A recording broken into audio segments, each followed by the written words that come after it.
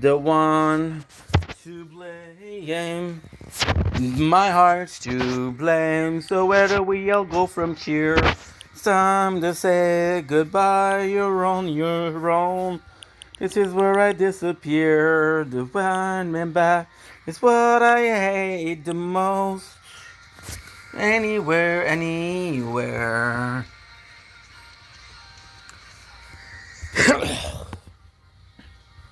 Don't blink, it's your boy. Welcome to the show. We're doing well. So having a fantastic freaking day on this gorgeous, and I do mean gorgeous. It is today is what? Today is the 10th of July 2026. But we're celebrating the 9th. So this is day 282 of Project Vendetta. Welcome to a small tarot talk. So this one is a very small one. Why? Because there's not a lot to talk about, right? I mean, every single playthroughs I've been playing a lot, but it's a shame because as launch, I'm still focusing on merchants. So I'm in this position where yes, I can focus on a lot of the playthroughs. I can do a lot of what I have to do, but it doesn't serve a purpose. Why? Because the more time I'm doing this right now, the more problems I'm having. Like there's, for example, yesterday the tournaments. Again, sword is a problem. The first one I should have done is sword because I know it's a problem. And the problem happened like a week ago, right? The problem happened like a week ago, and I still am doing that problem. I'm dealing with the same shit. Why? Because I'm so focused on merchant that I'm not able to do it. Every single playthrough is also suffering from that. Every single playthrough is suffering from the fact that we are not able to pass the level where I can actually like chill. Like for example, every single time I play the merchant, like for example, right now we did a playthrough without touching anything. I'm at 90 wave. I did a playthrough today for tier 2. I'm not doing well at all. I'm not doing well at all. Like for example, right now I would be able to buy my first ultimate weapon. Right? I got 10. I got 5. But I'm not even able to do it. Why? Because I'm so worried. I'm so worried about having a mod that is for a completely different weapon. Right? And then with the mods, I'm like, okay, well, he has 4 ultimate weapons that you can get, 100k should get. So you gotta claim the reward. We're at rank 17. Why? Because sword didn't work, so I had to close everything. Got class in your step, you live your life with no regrets. How you look when you're wet is something nice. I just have to take my time, play more game, play more. Right now, we are gonna have it 4 hours. Like, for example, I'm gonna do this, and that's it. After that. Oh, my father said, wait a second, my father is having an issue. My father has an issue. Wait, give me a sec.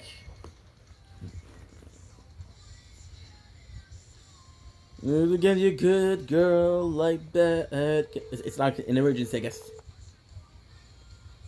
Yeah. Oui, je peux demander de t'appeler? Hein? Je peux demander de t'appeler? Ah non, mais ça doit être le message que j'ai envoyé avant. Non, parce que j'ai reçu un message, moi, Attends une seconde. J'ai reçu un message à 7h37. Ça sonne encore comme un fax appel. Ouais, mais ça, c'est Tu l'as envoyé à 7h10? Non. Ah, ok. Non, non, non. Je pensais que c'était après que je t'ai appelé que tu voulais que je te rappelle.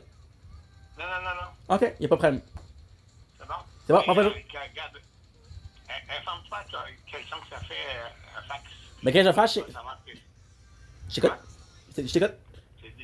Informe-toi le son que ça fait un fax, puis tu vas voir le Ben, son que je vais faire, c'est. Je vais avoir l'application qui est avec un autre numéro de téléphone. Right? Ok. Puis, que je vais pouvoir faire, c'est que je vais pouvoir faire. Je vais pouvoir voir si ça sonne un fax pour moi aussi. Ok. En passant, tu vas capoter. Je sais que ça n'a pas rapport, mais tu vas capoter. Donne-moi une seconde. Il y a quelque chose. J'ai reçu un texte. Donne-moi une seconde. Je pense que c'est pour un travail. C'est quoi ça? Attends une seconde. Donne-moi une seconde.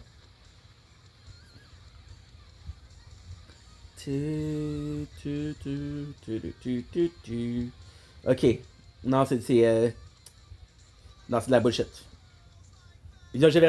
Non, c'est une offre d'emploi, mais c'est de la bullshit. C'est de la vente à domicile. La vente à domicile pour des. C'est pas marqué, mais c'est. C'est marqué bijouterie. C'est que je crois pas à ça. Il y a des fois, là, qu'est-ce qu'ils font, là, c'est que j'ai reçu des. L'autre fois, là, j'ai reçu une offre d'emploi. Il m'appelle puis tout parce qu'il demande si je suis intéressé. Il dit ouais, mais il y a un frais pour que tu rentres dans la compagnie. Ah, c'est des crosseurs. Fait que là, j'ai dit, qu'est-ce que vous voulez dire un frais? Ben, il dit, tu vendrais très le produit, mais il faut que tu achètes le produit toi-même, puis c'est là que tu fais un profit, quand tu réussis à le vendre. Non, c'est Mais des j'ai dit, affaires. là, j'ai répondu, à quoi c'est un emploi si je paye? Ouais. Là, il n'y a pas grand réponse pour donner, hein? Après ça, si jamais tu vends pas, tu t'es pogné avec. Mhm, Puis mhm. c'est encore moins d'argent que t'en avais. Puis t'as pas payé un prix de vendeur, t'as payé un plein prix, là. C'est des crosseurs. En tout cas, ouais. Hey, la bijouterie. Ben, allez à porte, toi, pour vendre des colliers, mais me semble. Ah ouais. Puis évidemment, ils vont me dire, bon, mais il faut que tu payes un peu parce qu'il faut que tu aies une garantie de. C'est. En tout cas. C'est que, gars, je te dis, le marché du travail, là, faut. Ouf, Ouais, faut faut que tu fasses attention. Effectivement, fait que je m'excuse de t'avoir appelé. Je pense que tu m'avais appelé pour dire, tu m'avais demandé de te rappeler. Avant que je te laisse, j'allais te parler d'une nouvelle application. L'application, là, c'est un talkie-walkie. L'application, c'est quoi? Walkie? Talkie-walkie. Oui. Ça s'appelle Netless Chat. Puis tu peux communiquer avec des gens sans avoir le. Sans avoir de texto, sans avoir de. Comment t'appelles ça? Ouais. C'est qu'est-ce qu'il faut que tu fasses, c'est que tu donnes une application, t'as un certain nombre de clients. C'est pas ça coûte rien, ça coûte rien, là, très pas. T'as un numéro de client, puis le numéro de client, bon ben tu peux te connecter avec d'autres clients. Il faudrait qu'on check ça ensemble, ok? Ok, ou pas, bye. Ok, bye bye.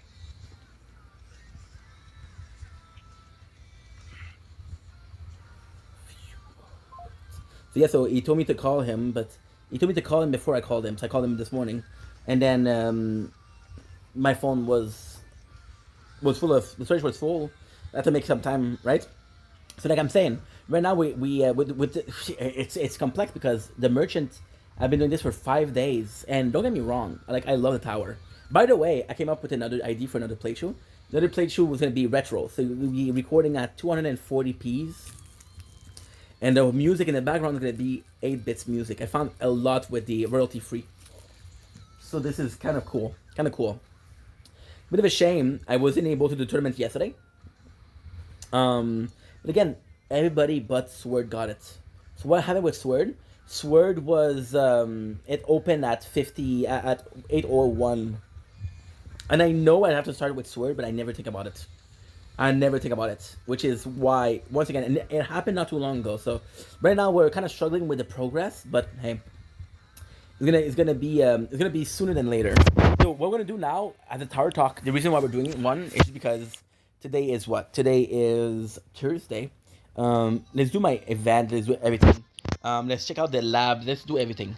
That was unlocking new ultimate weapon. The cheat notion that I have. I got some great news. I got Black Hole and I got Spotlight. We're possibly gonna go for Spotlights. Possibly gonna go for Black Hole. Is Black Hole better? I don't know. I feel like it's better.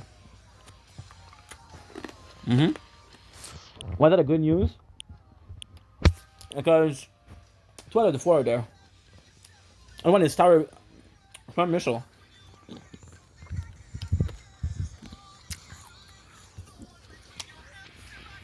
One missile would be the 5th weapon. No. I'm gonna go with Black Hole. So event we're at 20. We got 20. We got 210. And we've been playing less because what happened last week is I didn't play so much.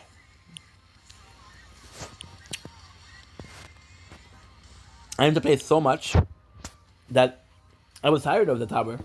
Because last week, Friday, Saturday, Sunday, I played for more than 12 hours. Fuck that, you know? We do have to buy 10 more cards. Buy 40 cards. Cash is level 2. Enemy balance is level 2. Fortress is level 2.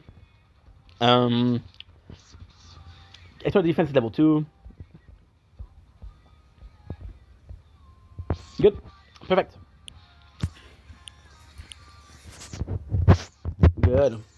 Good. So yes, there's nothing really to talk about. We've been chilling every single like day. I'm spending like 4 hours, like really pushing, right? And then on most playthroughs, because what's going on is I'm trying to work on the merchants, but at the same time, like for example, Vush is a perfect example. I'm doing 8,000 wave, or like 7,000 wave. I'm sorry guys, I'm hungry. Wave every single time. No, okay, well, what else is there? You know, there's stuff. But like I'm saying, merchants should be more idle. And it's not a game. It's about grinding. Coming back to the game is asking me to grind. The game is a grinder, you know. Yeah. And I thought I'm kind of stuck, bro. I kind of stuck, to be honest. As long as everything is good, everything is super good. And I'm sorry I'm a bit negative. It's bringing some good news. That way, at least you get something to be joyous about. And then I'm going to be doing the Discord. Because there is some information on Discord. And that's it. That's it. I'm sorry, I wanted to do a tower talk, but there's nothing to say. And for example, with Merchant, I could unlock Shockwave right now. I can unlock interest right now. Those are 2 more things that I have to worry about. You know what? You only live once. Fuck it. Let's make this interesting. Surrender. Maybe buying Shockwave upgrade. I don't even have enough. I need 12,000 more. My heart, the one to blame. I don't have my mod. And we've been playing the game for 5 days. It's time to say goodbye. You're on your own. And this is where I disappear. So there and then back. I guess I'm gonna have to do it tonight, which kind of sucks. Because I want to be ready for Friday. I wanted to have the guild by Sunday. That even possible? I don't know. Also, before I'm a dumbass, all I have to do check the event mission. So we know we have 2 of the okay, never mind. So we have 2 of the ultimate weapon that I want. I can choose one by the black hole or the spotlight via the event mission. So if a mission tells me, hey, I'm in a spotlight, I don't know because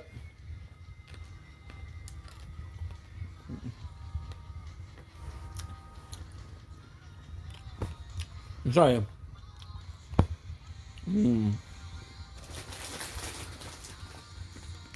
We're in a kilo. Like, ultimately speaking, Merchant's gonna be so interesting.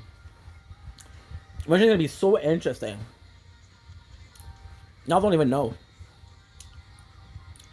So again, ultimate weapon or what? Ideally, spotlight, death wave, black hole, wind tower, one missile. My module's gonna be what? Oh shit. You see?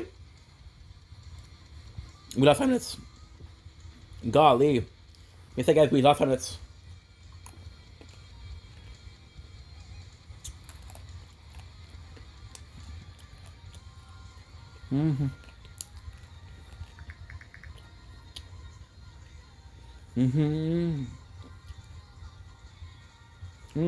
Saying goodbye. Don't put the... No.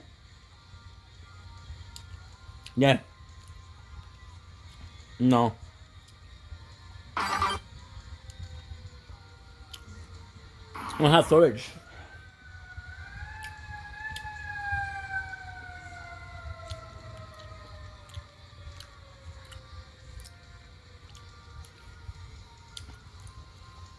I don't have storage. Shit.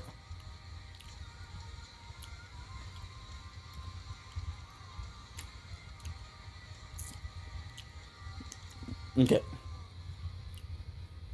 We're good. Mm-hmm. 422, 324. Okay.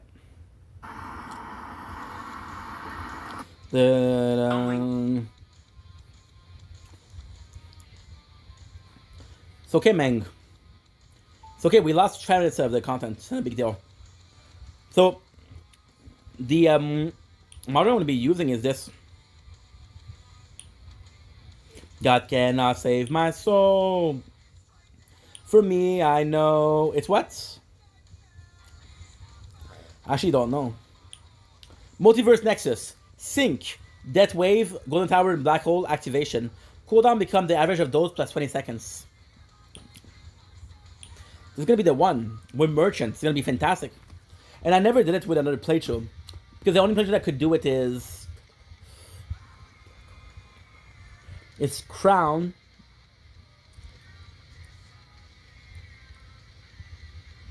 Wait a second, what? Black Hole. Death Wave. There's only Crown. Only Crown. Sword is missing a ultimate weapon. Shield is missing an ultimate weapon. But I could do that for Merchant over here. So there's a chance that it's super powerful. Am I gonna get it the first try? Possibly not, of course. But hey. So yeah, so it could be interesting, but it's gonna take some time.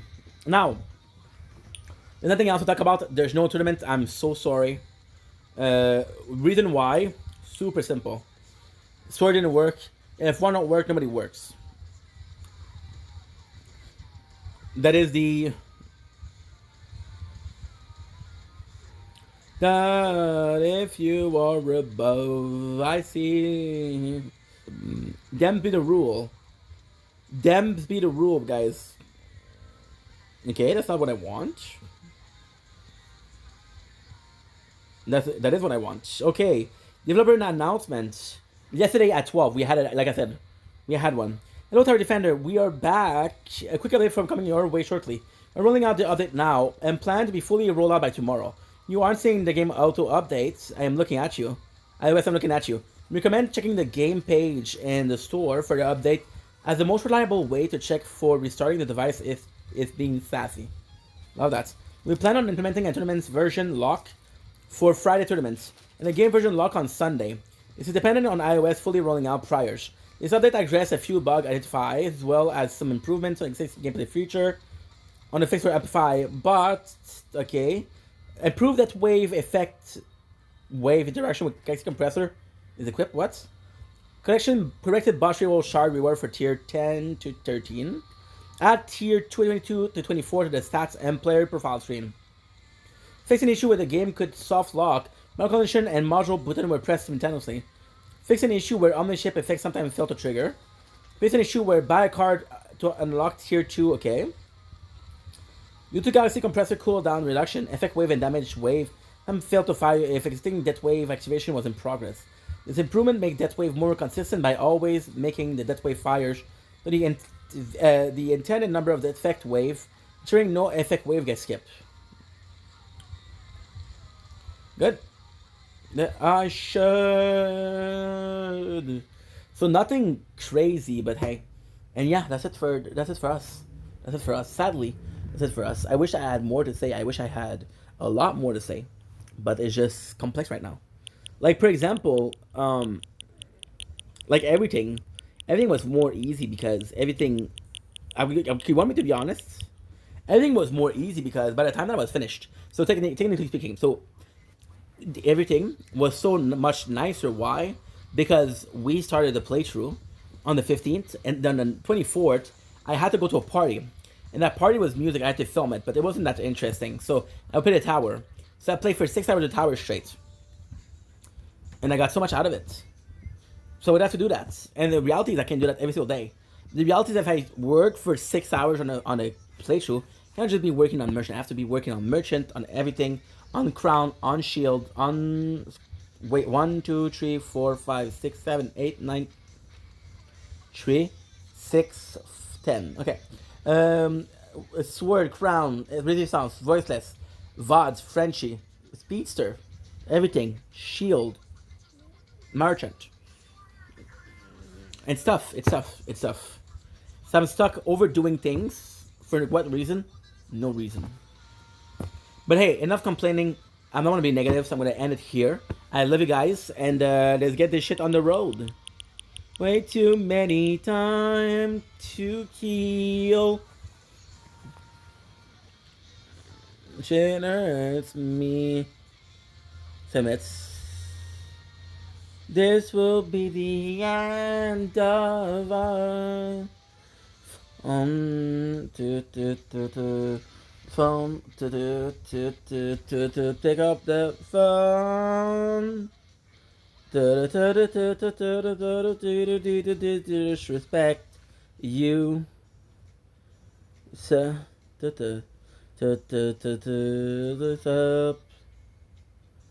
on the floor. Of the tears on my door. Don't stop.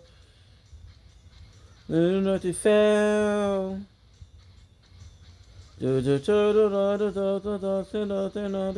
us to jail.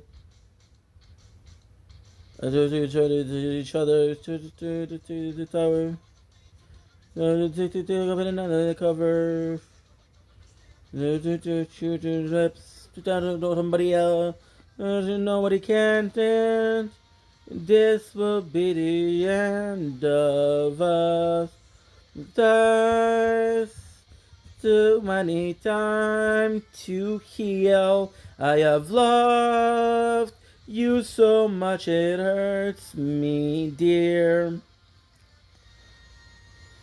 This will be the end of us. To us born.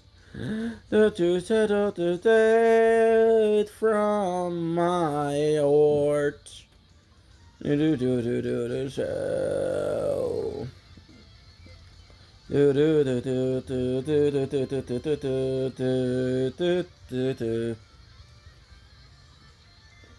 Oh shit.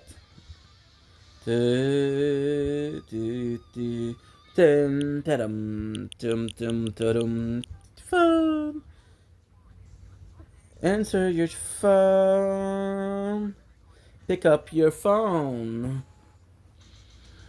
Dear, this will be the end of us.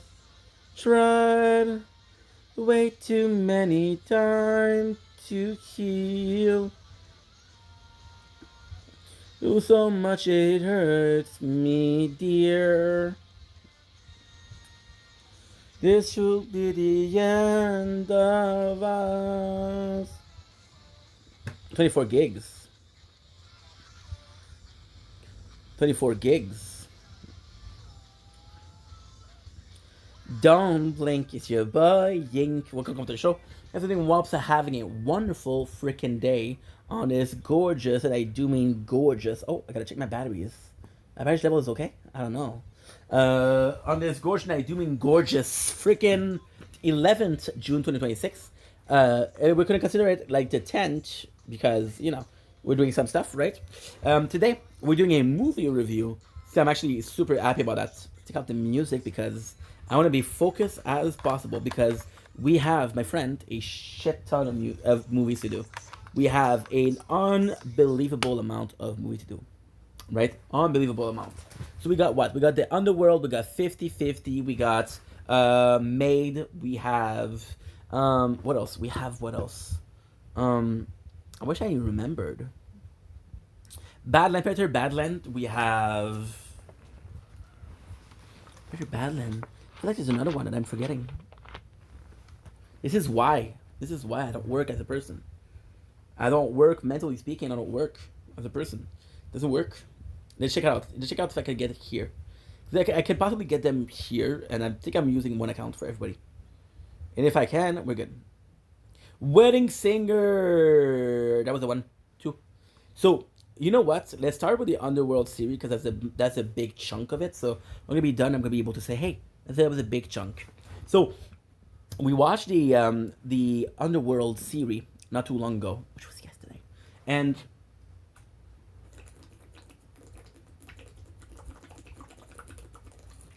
it's such a shame because I really wanted to like it, but I didn't.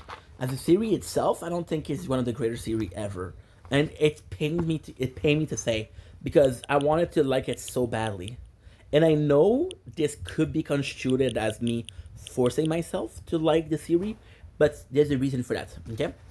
Without further ado, let's get into the meat of the subject. Let's get to why I like it. What hooked me up. Oh, ooh.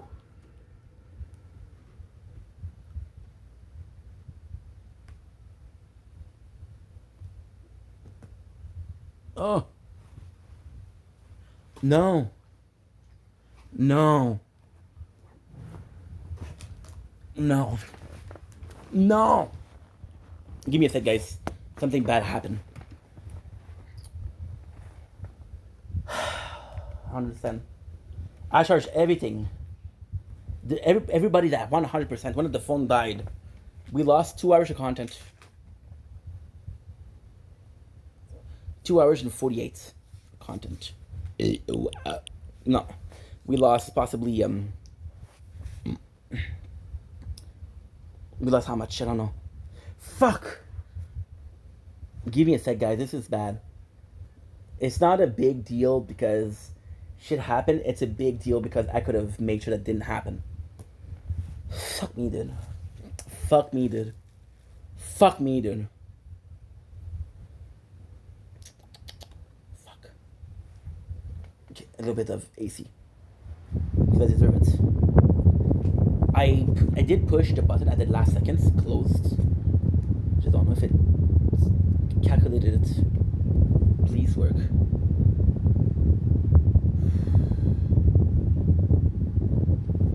Like I said, it's only an hour and a half.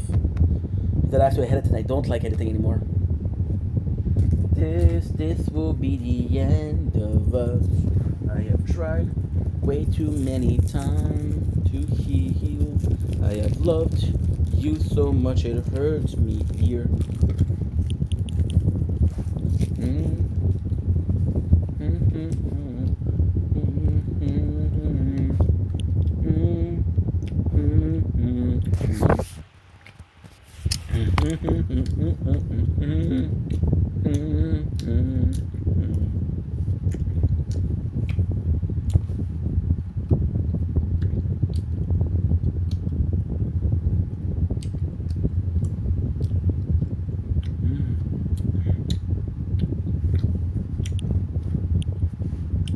But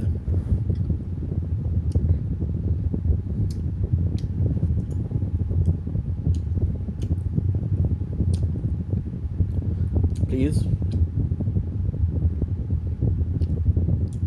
get the 3 gigs.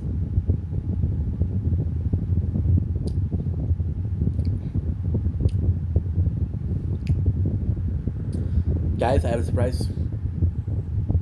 Okay, never mind. It broke. It broke.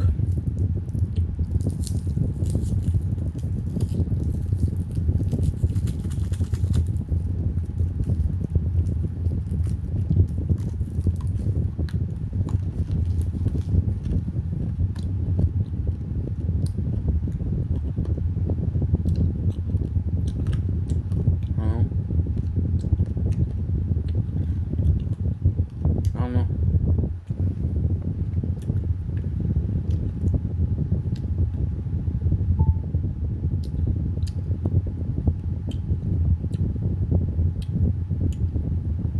Am I a type?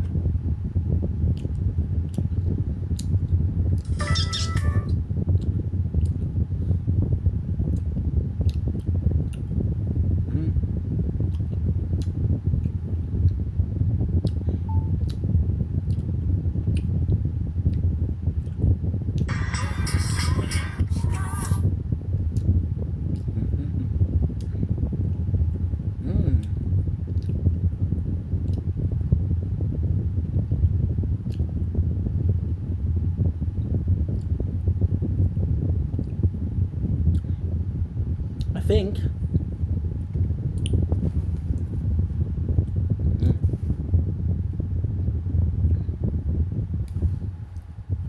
Okay, I think we're good. I think we're really good. I think we had a little issue, a little instance where I didn't have enough storage.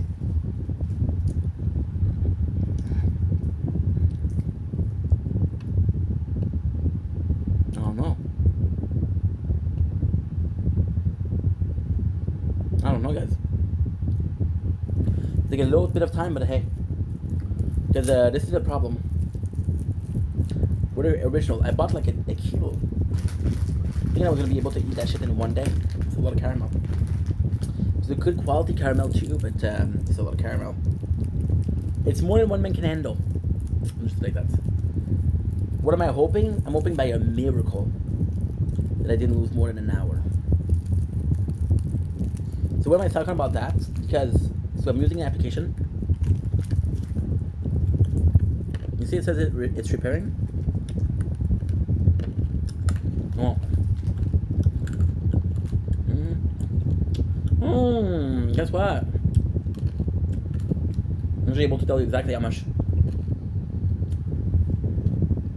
If you're a bit smart.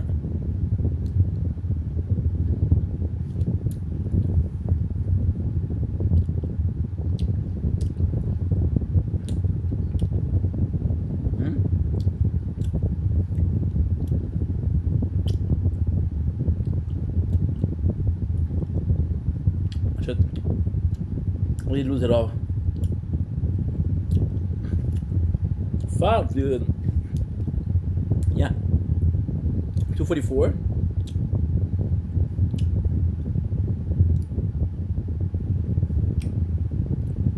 I lost everything.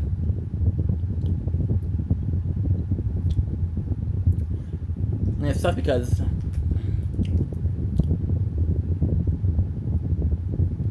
okay, 58.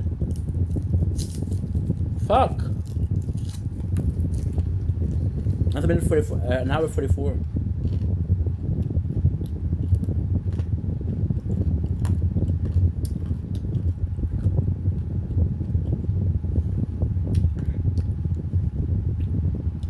And stuff.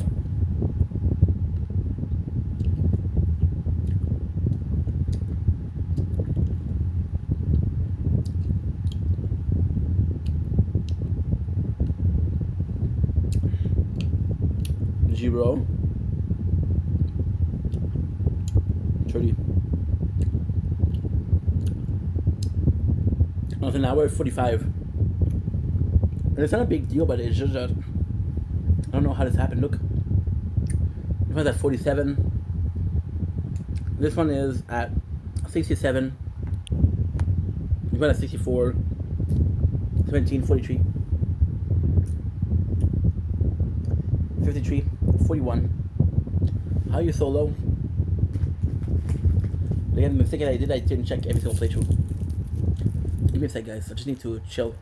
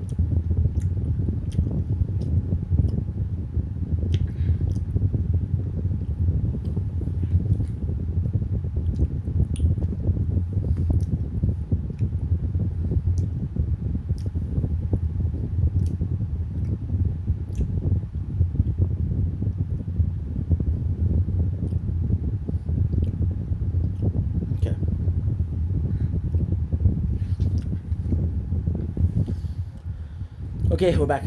I'm not more calm, but there's nothing I can do, so I'm gonna have to handle that shit.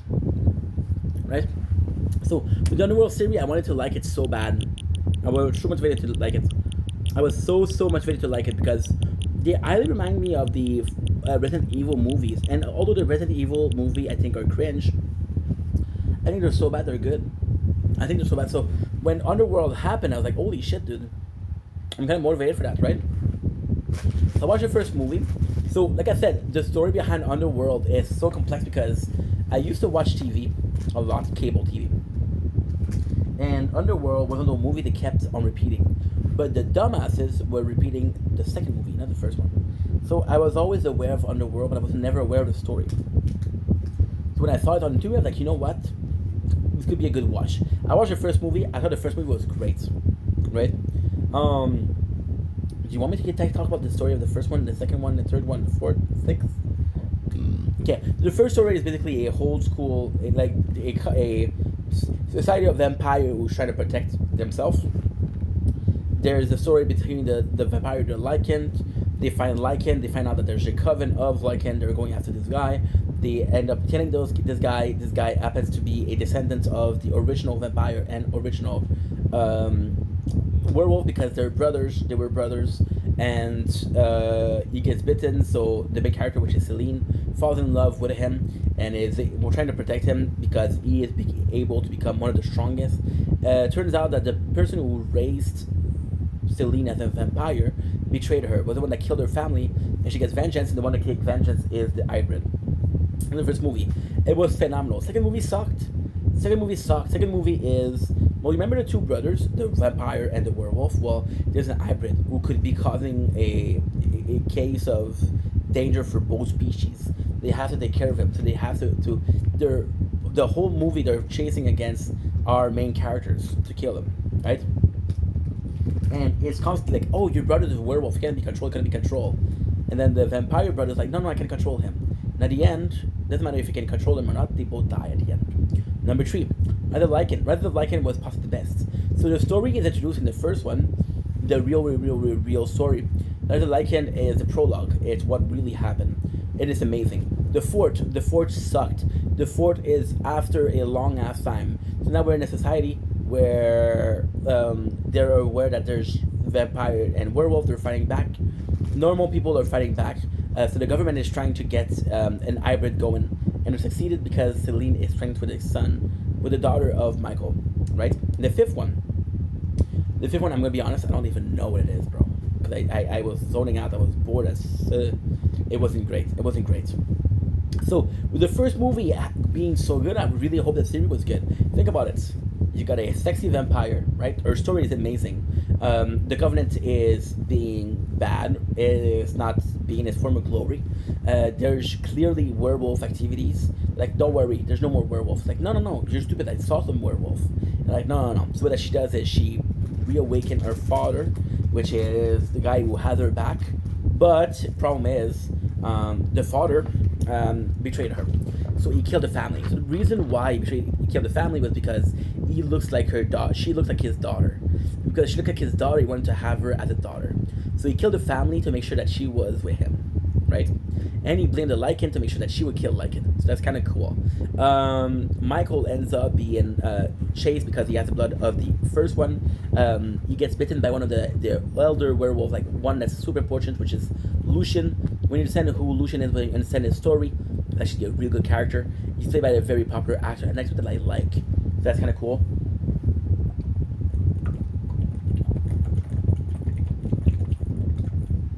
And this apartment is very hot. So yeah, so this was cool. Why was the movie so good? Because it is a classic story. The vampires are cool. The werewolf are badass. The werewolf are clearly enemy, clearly on the offensive. The vampire are thinking that they're superior race. There's this guy who's not even involved, but is the answer to everything. Celine falls in love, so you just feel good about it. And that's special. The first movie I thought it'd take to become like a really good series. So watch the first movie, like, okay, well, the series is gonna be great. No, it sucks. I'm gonna go for the second one. The second one isn't that bad. Technically speaking, it's not that bad. So, in the first one, the one that's reawakened is Victor. And the second one is William. William is the vampire brother. So the story is the original two brothers had big power. One got bitten by a bat. One got bitten by a wolf, which is why they become vampire and werewolf. So then one of the reawakened is the original vampire, which is William, and the sole goal is he wants to find his brother. So then the cool thing with this movie, the only cool thing is that Michael, which is the hybrid, the descendant who was able to transform into both vampire and werewolf, a mixture. He's there and he's like, you know what? I can no longer live a normal life. First of all, I can't eat normal food. Second of all, I'm kind of fucked because I'm always gonna be stuck at. There's no cure, right? So then the brothers are coming in. They kill the father because the father is the only one that control them to finish them, and he's able to free his brother, which is a werewolf. The werewolf attacks, but he's able to control him. The werewolf is clearly a danger because he doesn't respect anybody or listen to anybody except for his brother. They end up going after Michael and Celine. They both get killed. And what is the cool thing is Celine kills the vampires and Michael kills the werewolf. So it's actually kind of cool because the vampire goes after the vampire, the werewolf goes to the werewolf. Kind of cool. Rather like it, amazing. So in the first movie, there's a special thing. When you get bitten by a werewolf vampire, you're able to see the truth. So the truth is explained a little bit. So the true story is Victor had a daughter that he killed. I don't know why. The daughter was in love with a werewolf. She was gonna have a kid with a werewolf. So before she had the kid, he killed her. It would be an hybrid. The main werewolf is Lucius. Lucius, who is really important in the first movie because he's the werewolf that infects Michael. Holy shit, the story gets better, right? And yes, it gets better. So then you see that, okay, well, you understand where he was coming from. Basically what happened was he was a werewolf, he was a baby, and he was still human. So there's a problem where werewolf cannot turn back, they lose control. And Lucian was able to do both. And the cool thing about that is they're seeing that, okay, well, this guy is useful. What is really cool about the third movie was my favorite. The first one was my favorite. The second one was the Lycan. The Rise of Lycan, what is really cool here is that what he does, which is phenomenal, what he does is he's just like, hey, and this one, my problem with this one, because again, the batteries, you didn't tell me that you were low batteries, which is a problem. Usually you used to tell me that. I don't know what's on music. I don't know. That's bad. There's a spider right here.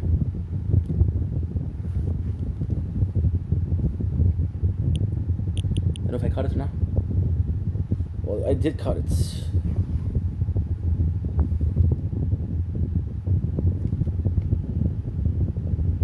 Yeah. I don't kill animal. With Lycans, you see the resistance, and you see that there's a lot of werewolf, and basically the vampire enslaved the werewolf, which is done because it gave Lucian the army he needed to step to Victor. The problem with this movie is what? The problem with this movie, there's only one problem.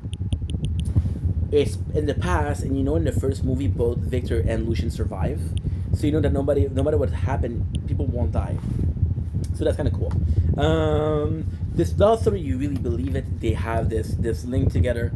It's sort of sucky because it reminds the relationship between not Celine, the daughter of Victor and Lucian, is very similar to Michael and Celine. Kind of sucks.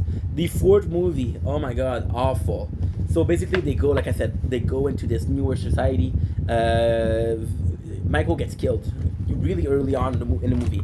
Not really early on, but it does feel like early on because nothing happens, and it's just bad. It's just bad. Give me a sec. We're good. So basically what happened, because I'm playing the tower, and I don't want to die, baby. So yeah, the only great thing is you realize that Celine was pregnant with Michael, and that the daughter did get born, and the daughter is like a child, but she's also like the perfect hybrid. So for example, with Michael had a not complete form, so he was strong like a werewolf. He had the claws of a werewolf, but he wasn't as massive as a werewolf, and he couldn't take hit like a werewolf. He was as quick as a vampire and as witty as a vampire. However, he couldn't fly, which is kind of not good. Most of the vampire cannot fly. However, the elder can. So, because he was directly involved, he would have been like, hey, no, it could have been cool. However, the movie sucks. So you realize that the government is releasing the is so the good part of the movie is you literally see in like people get attacked. So for example, there's this old lady, they use a product on her, she transforms. They take this vampire, they drag it out in the sun, he burns. It's actually really cool. So you see the kid. The kid is too much of a risk. They're gonna go after her and after her and after her. But after that, at the end, she's like, okay, well, you're gonna go away. And I can't know where you are. The fifth one is pretty much the same. So I'm gonna go ahead and say, we're gonna say what? Underworld. What is it? 5. Plot. In the fifth film, vampire death dealer is hunted by a Lycan led by their new leader Marius, who wants her daughter Eve Blood to create a hybrid army. Betrayed by her own kind, Celine teams up with her ally David to end eternal war. The narrative unfolds the hunt. Celine is hiding but is violently pursued by the Lycans. The vampire Eastern Coven wants to bring her to justice for the death of the past vampire elder. Betrayal, realizing that they're losing the war, the Eastern Coven Council grants Celine this so she can train a new generation of death dealer. Trapped set by the vicious vampire Samira, who plans to drain Celine's blood, absorb her power, and overthrow the Coven. A revelation, during the chaos, it is revealed that Marius captured and killed Celine's husband, Michael Corbin, consuming his blood to shapeshift into an advanced, unstoppable Lycan. The Nordic Coven. Celine flees north to the secluded Nordic Vampire Coven. Samira and the Lycan army tracks her there. During a massive battle, during the fight, Celine realized she must give herself up, but actually emerging with newly enhanced godlike powers. Celine returns to the battlefield, face first in single combat, and tear out his spine, killing him. The Lycan army defeat and Samira executes for treason. Recognized as a rightful heir to Coven, Celine is honored as one of the new vampire elder. Yeah, when you see that, it's good, but the movie was just so much talking. It was just so little action. It was almost like unwatchable. So I was zoning out. I'm not even able to tell you, and I watched it yesterday, not 3 weeks ago. Yesterday, so that was kind of sucky. Now we can finally move on from this. I wanted to like it. I wanted to be a Resident Evil kind of genre, but it wasn't. The positive. Okay, so we have some positive movie. The Wedding Singer with Adam Sandler. So The Wedding Singer is not that good of a movie. And I know I just said it was positive, okay? But it's not that good of a movie. However, Adam Sandler is responsible for the Sandlerverse, which is a movie. So there's a movie for everybody. There's a gamer movie, there's a singing movie, which is this one. The Wedding Singer presents itself as a freaking, what should we call it? Like musical, I guess.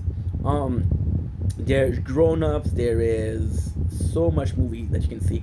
Adam Sandler, there's a father movie, there's a devil movie, there's so much. Like the Sandlerverse is so vast, it's so unique, right? So Wedding Singer, where it is a great movie, because there's a lot of things that makes it a great movie. Now, what are those things? Oh wait, I'm going to check if I'm still uploading. Ah, shit.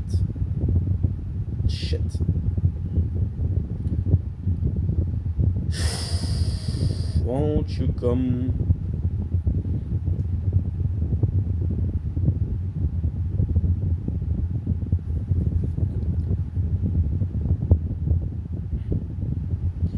Okay, move along. Day 282, crown. See, only one.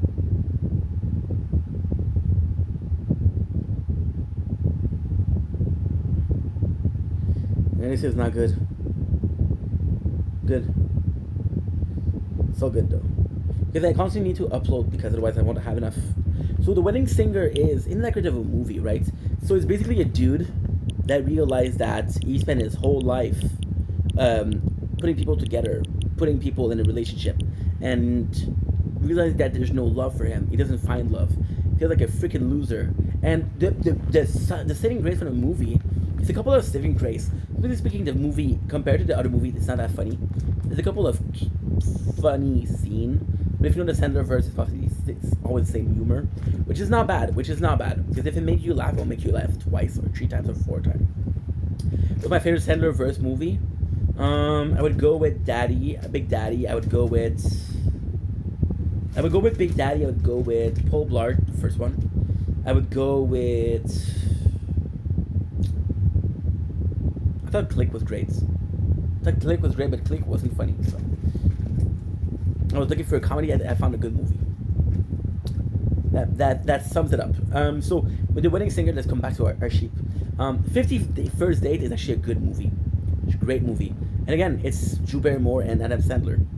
So, and then at the beginning of the movie, the guy, Adam Sandler, really believes in marriage. He really believes in that. He wants everything. He wants to happen. And then his girlfriend breaks up with him.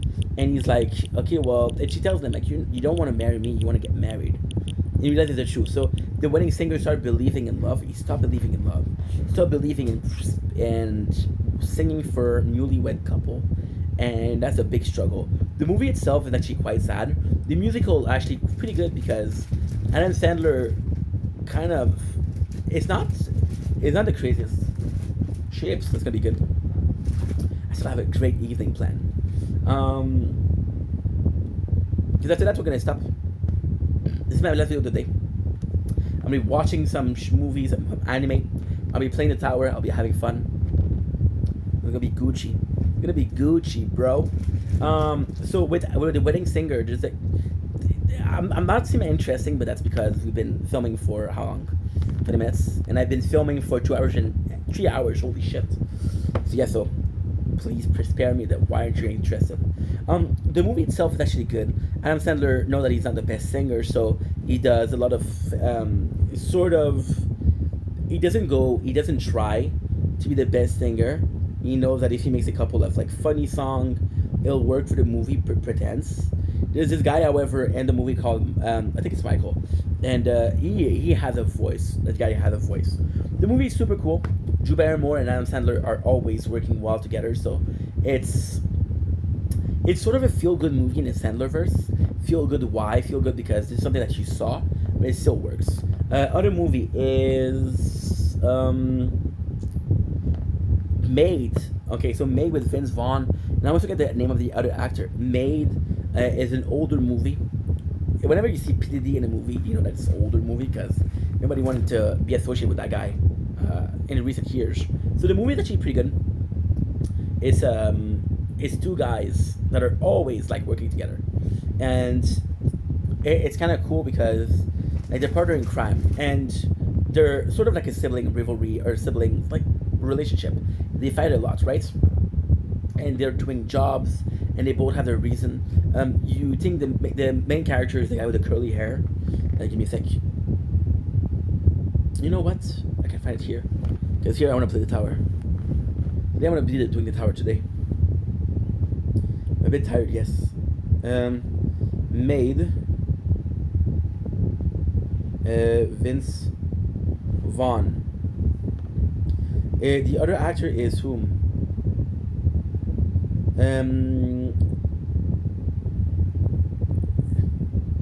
Jon Favreau. Yeah, Jon Favreau. So there's a couple like of really cool scenes, but the movie shines from a couple things. So the movie shines from of course the comedic duo. Favreau is in love with a stripper. She doesn't love him back. She ends up not being the greatest person. They go to to do a job. So basically, it's two dudes that are always looking to do jobs together. They're going to do whatever it takes. They meet this mafia guy, and he's going on a job. And then the whole movie is kind of ruined by Vince Vaughn. Not by his acting, by the character itself. So Vince Vaughn's character is a fuck up, and Favreau is always picking up the pieces. And every single time Vince Vaughn does something, there's a problem. For example, he goes to he asks question about the identity of a guy. It's like, hey, who's that guy? And the guy, the driver, is like, well, I can't really tell you. Like, oh, come on, tell me then. And he's like, okay, well, you didn't hear it from me, but the name of the guy is Red Dragon.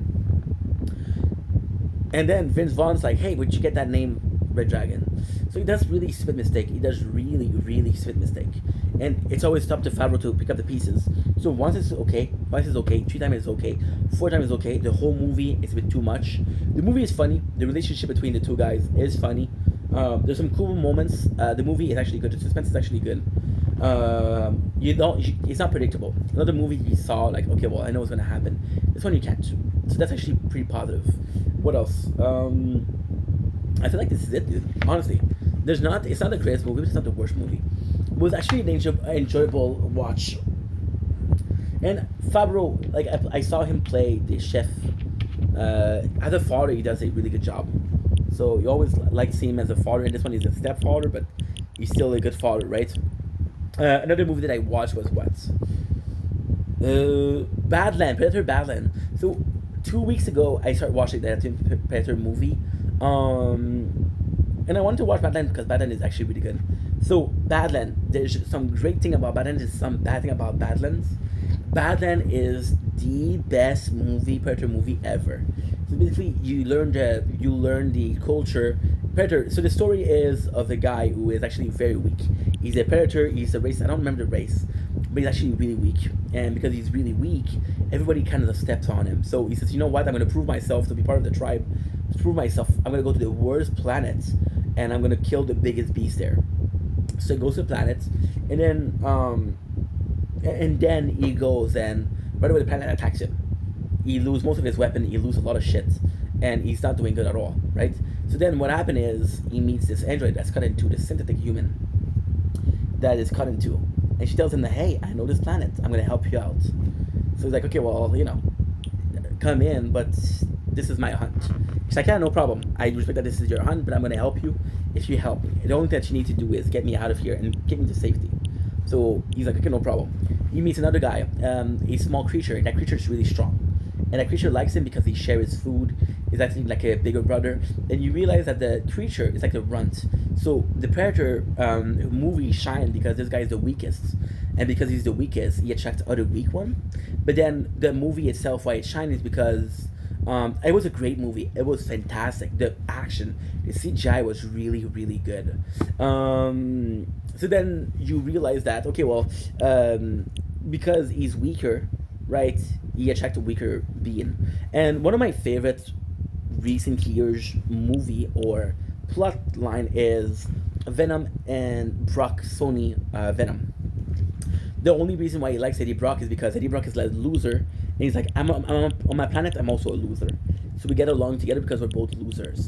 I love that plot scene. I love that plot line. I love that plot, that sort of plot. So apparently that's what they do, right? So then the Sin, she's finding her base, and they realize like, no, we need to study this place. We have a little predator with us. We can actually study him. So then they go to study the predator, and of course he survives, right? And at the end of the movie itself is great, but it's so how can I put this? When he's doing the hunt, when he's trying to survive, and when he's spending time with the original team, it's nice. When they add the like corporation that going after him, it's a bit too much. It's a bit too much. So at the end, he's able to survive. Goes back to his planet. In his planet, he brings the strongest, which wasn't the beast that he killed. Because the beast that he killed, it was easy to kill, right? At the end, the strongest enemy was the Sin. So he brings the helmet for the skull, because for the race of the Predator, the skull is a trophy. They're big on trophy. They're big on the hunt, right? So what he does, he brings the trophy in his father, because his father. So it's a complex story. So he is sort of a very weak being. I didn't tell you the beginning of the story. I'm sorry. And his brother's like, no, dude, you're a soldier. Doesn't matter what dad thinks, you're a soldier. Doesn't matter if you're strong. Doesn't matter if you're smart. You want to fight. You're a hunter. You're not a hunter here. You're not a hunter here. You're a hunter here. And then the father. The son is supposed to go on a hunt. The father's like, you know what? You embarrassed me enough. You're not going. The father's like, no, this is my hunt. I need to go. So the father's like, you stay. So he imprisoned him. The brother sacrificed himself. He's like, no, Dad, you're gonna let him go. They fight. The brother gets killed, right? The brother gets killed, and then so you establish the father as sort of an asshole, right? So then when he come back, the main character he presents the skull. The father's like, what the heck is that skull? This is easy peasy to kill, and that's when you understand.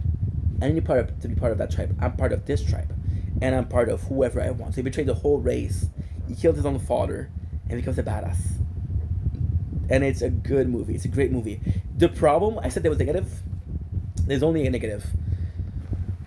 So, the problem with Badland, and this is my personal opinion, can agree, disagree, is you get the perfect Predator movie, but it's too much.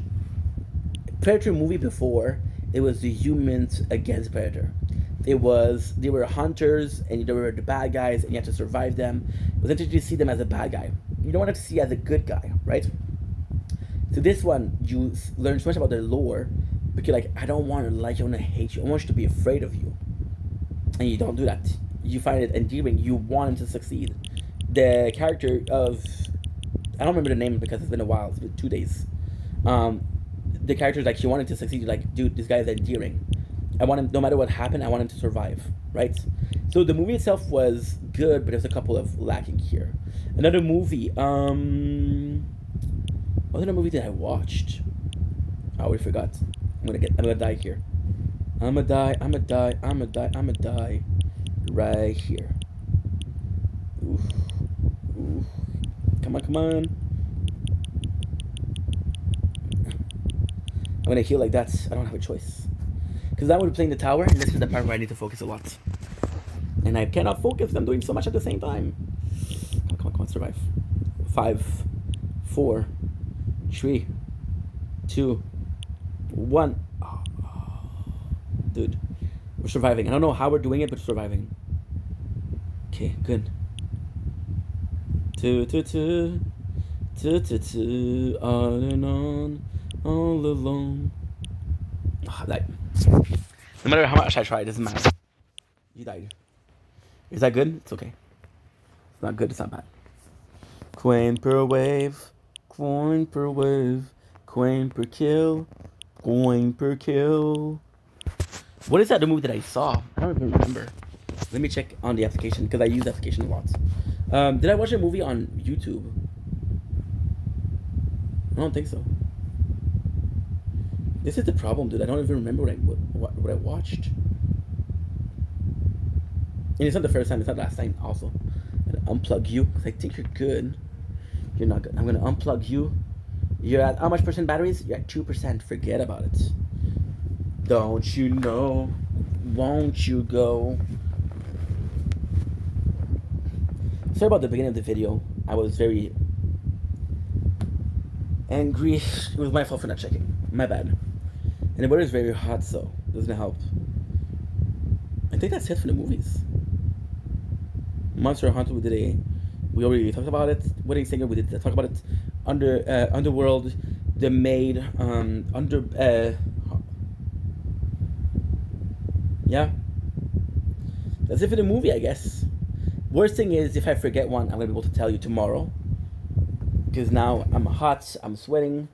I don't want to finish making videos because I love making videos, but I'm tired. So I'm gonna stop here. Thank you for watching. It was a great day. What I'm gonna do now, dude, I'm gonna chill. I'm gonna be watching videos. I'm gonna be watching the whole Miskiff versus Emiru versus Alvin Gold drama. I'm gonna be eating chips right here. I'm gonna be uploading, and I'm gonna be eating caramel. It's gonna be great. If I can find the controller. Are you guys looking for the controller sometimes?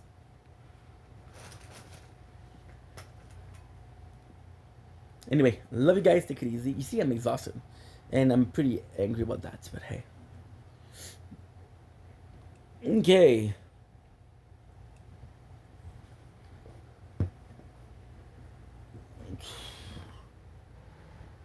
The movie that I didn't talk about is The Water Magician, the anime.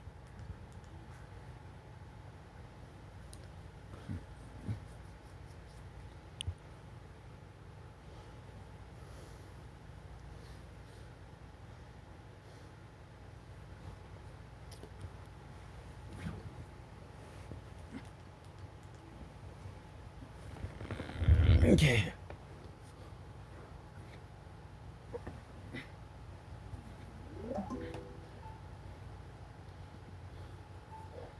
Don't blink, it's your boy. Welcome from the show.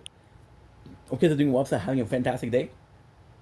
We just finished making 3 hours and a half of video. VOD closed. We lost an hour 45 of content.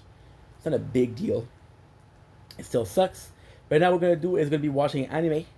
So we're gonna be watching anime until. Wait a second. I wish I had my freaking glasses. What is that? Hey, Anthony, where's the old man? He said he'd be waiting outside. Drew Carey. Hey, did you hear the game last night? Joey Pepitone, Tree IBI. Don't know what that is. So I'm gonna be watching the Miss Kiff Asmund Gold drama, and I'm gonna be watching one anime. So we should be having a really good time.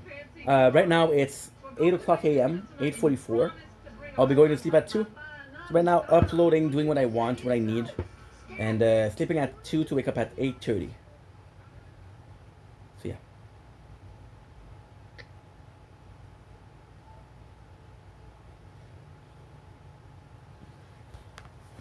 Okay, so now we just need to do this. We just need to do a little bit of this. Asmongold. As 5% batteries. I'm gonna have to turn on the AC, guys, because holy, got a lot to do.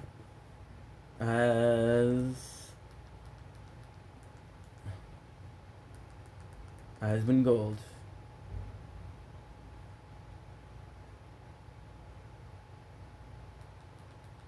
What I want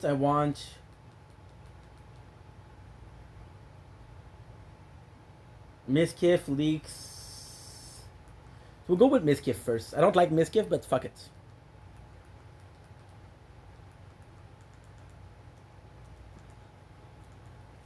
Just a question of taste, guys. The guy, I don't know what he does. I never watched one of his content. Miskiff.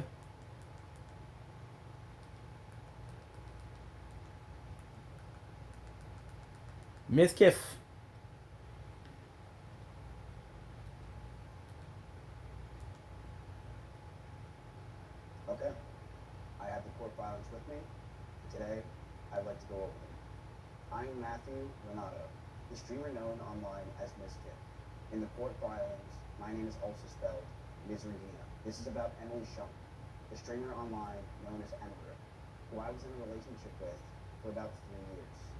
For 3 years, she was the first person I saw every morning and the last person I saw every night. She was the person who wanted to marry me and have my children. Then, about 10 months later, after we broke up, in October of 2025, on a live stream to her audience of millions, she accused me of sexual assault. Dude, we got the good life right now. It is Friday, the 10th July 2026. We are watching Miskiff videos on Emiru. Got some chips, some caramel, the tower. I got more than that, but I'm also charging the phone, so yeah. And lastly, this is also one of them. It's hard to see, but it's one of them. And there you go. So the rest of the day is actually super simple. Watching anime, watching this, playing the tower. Dude, I'm in a good mood. In June 2026, a federal judge reviewed her request to throw my entire case out and recommended the opposite, that it moves forward. So here's the accusations that she made on stream. These are in her words as the judge quoted them.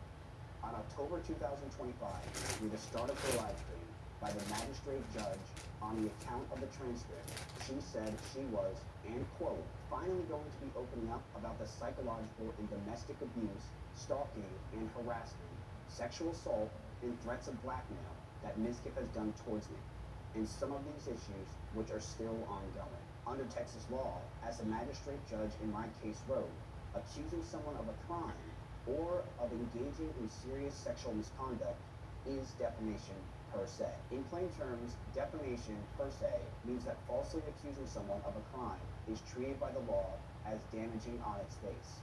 So, the harm does not have to be proven separately. Those are accusations of crimes. I deny every one of them, and the judge did not leave that standard in the abstract, applying it to her sexual assault accusation in the same opinion. She found that accusation reasonably That was good, bro. and allowed my defamation claim. Hey, that's an hour and a half. That's not bad. Don't you know? For the first time I spoke until now, my account has not changed. The same denial, the same story, the same detail. I have never had to take anything back because I have never lied. She has, repeatedly, through this entire process. And I'm going to walk you through the lies in her We're own playing the lines tower. and her words. The same filing has her calling one live stream spontaneous, unedited, and unscripted in one document, and describing a lawyer's review and prepared notes in another. It has her swearing in a footnote that we did not get back together, while 2 months of her messages say that we did. It was her announcing a restraining order in 2 states that she never filed. Those are not differences of memory, they are lies. Am I And a the type? records are right here. The first thing that people told about me were that he admitted to everything. I never did, and I never moved off my own story. The first thing most people heard about was not that the accusations itself, it was that I had gone on my own stream and admitted to all of it. This is false. I denied these claims from the beginning, and I've said that in the same thing every day since. Almost no one listened to my side. Before I went live, Amber went live first. She told the world that I sexually assaulted her, abused her, and stalked her, before I had a single word in my defense. I deny those accusations completely. The word that came next, JoJo Siwa has come out again, and fans are shocked with the change because after originally coming out as a lesbian years ago, she's been facing backlash ever since starting her latest relationship with Big Brother co-contestant Chris Hughes. But now, in response to all the heat she's been under for her straight relationship, JoJo has come out once again with a new sexuality to explain to fans her love for Chris. She is now saying that she doesn't have one specific. that are laid out in the sections that follow, in her own filings and her own words. One account has never changed, the other keeps changing. So why does the false version that I admitted to everything still win? That's because almost no one watched either stream in full. People pulled small clips from my about 30-minute response, cut away the context, and wrapped their own narrative around it for views and for clicks.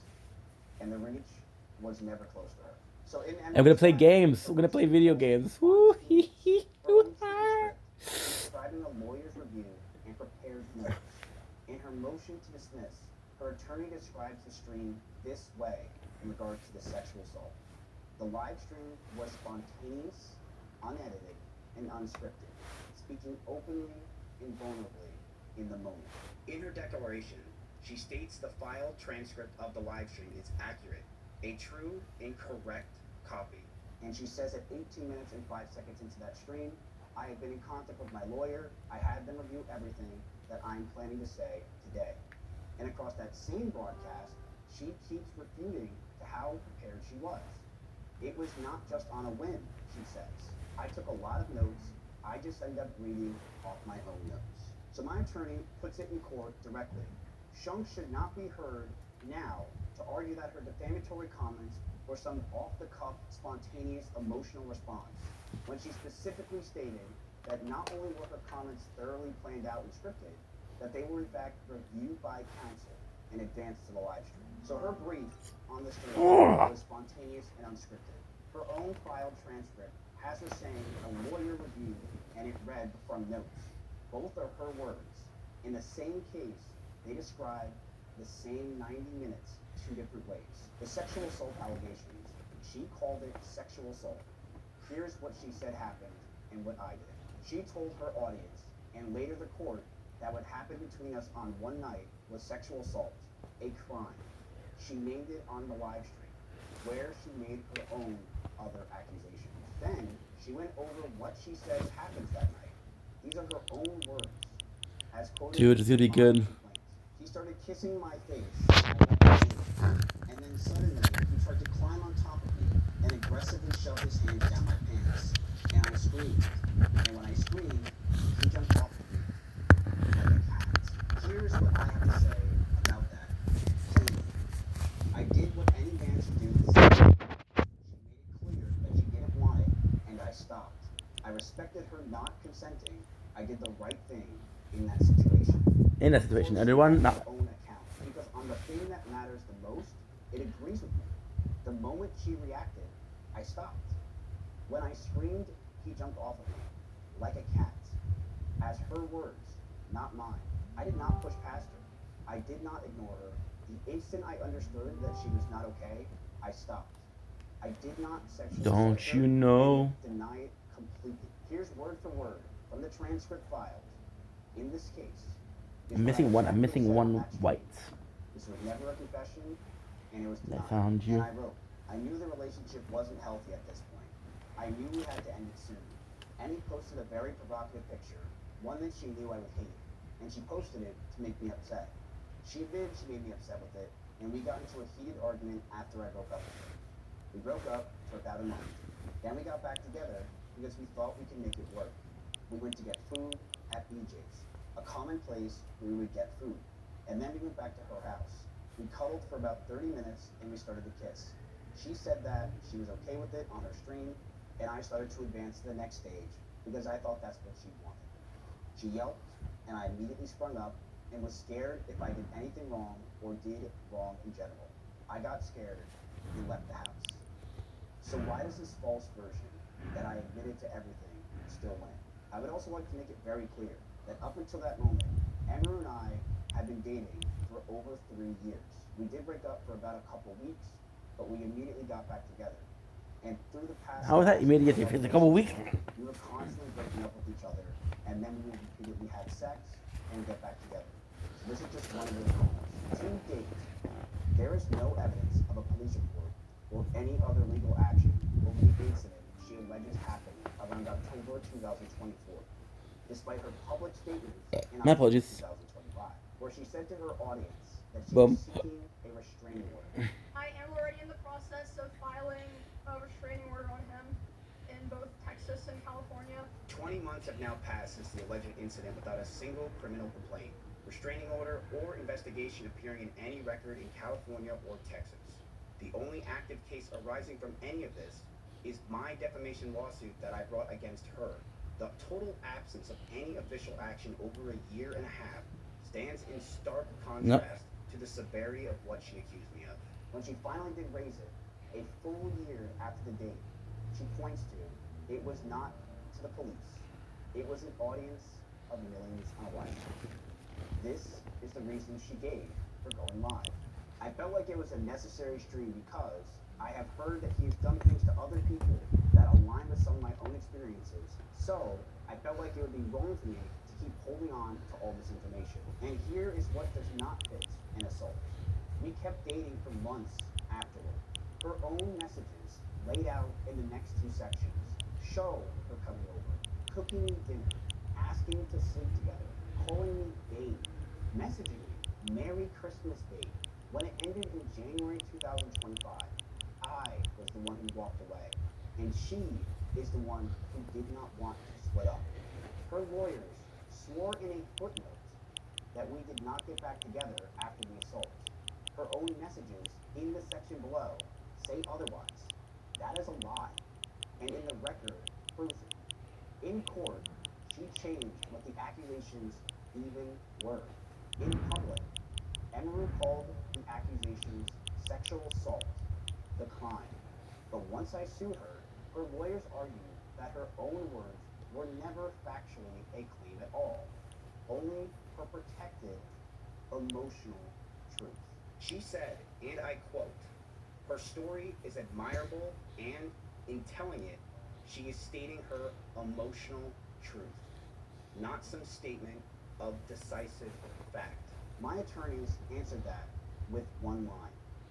Emotional truth is not a recognized defense to defamation in Texas. And this is not just my side spin on her defense.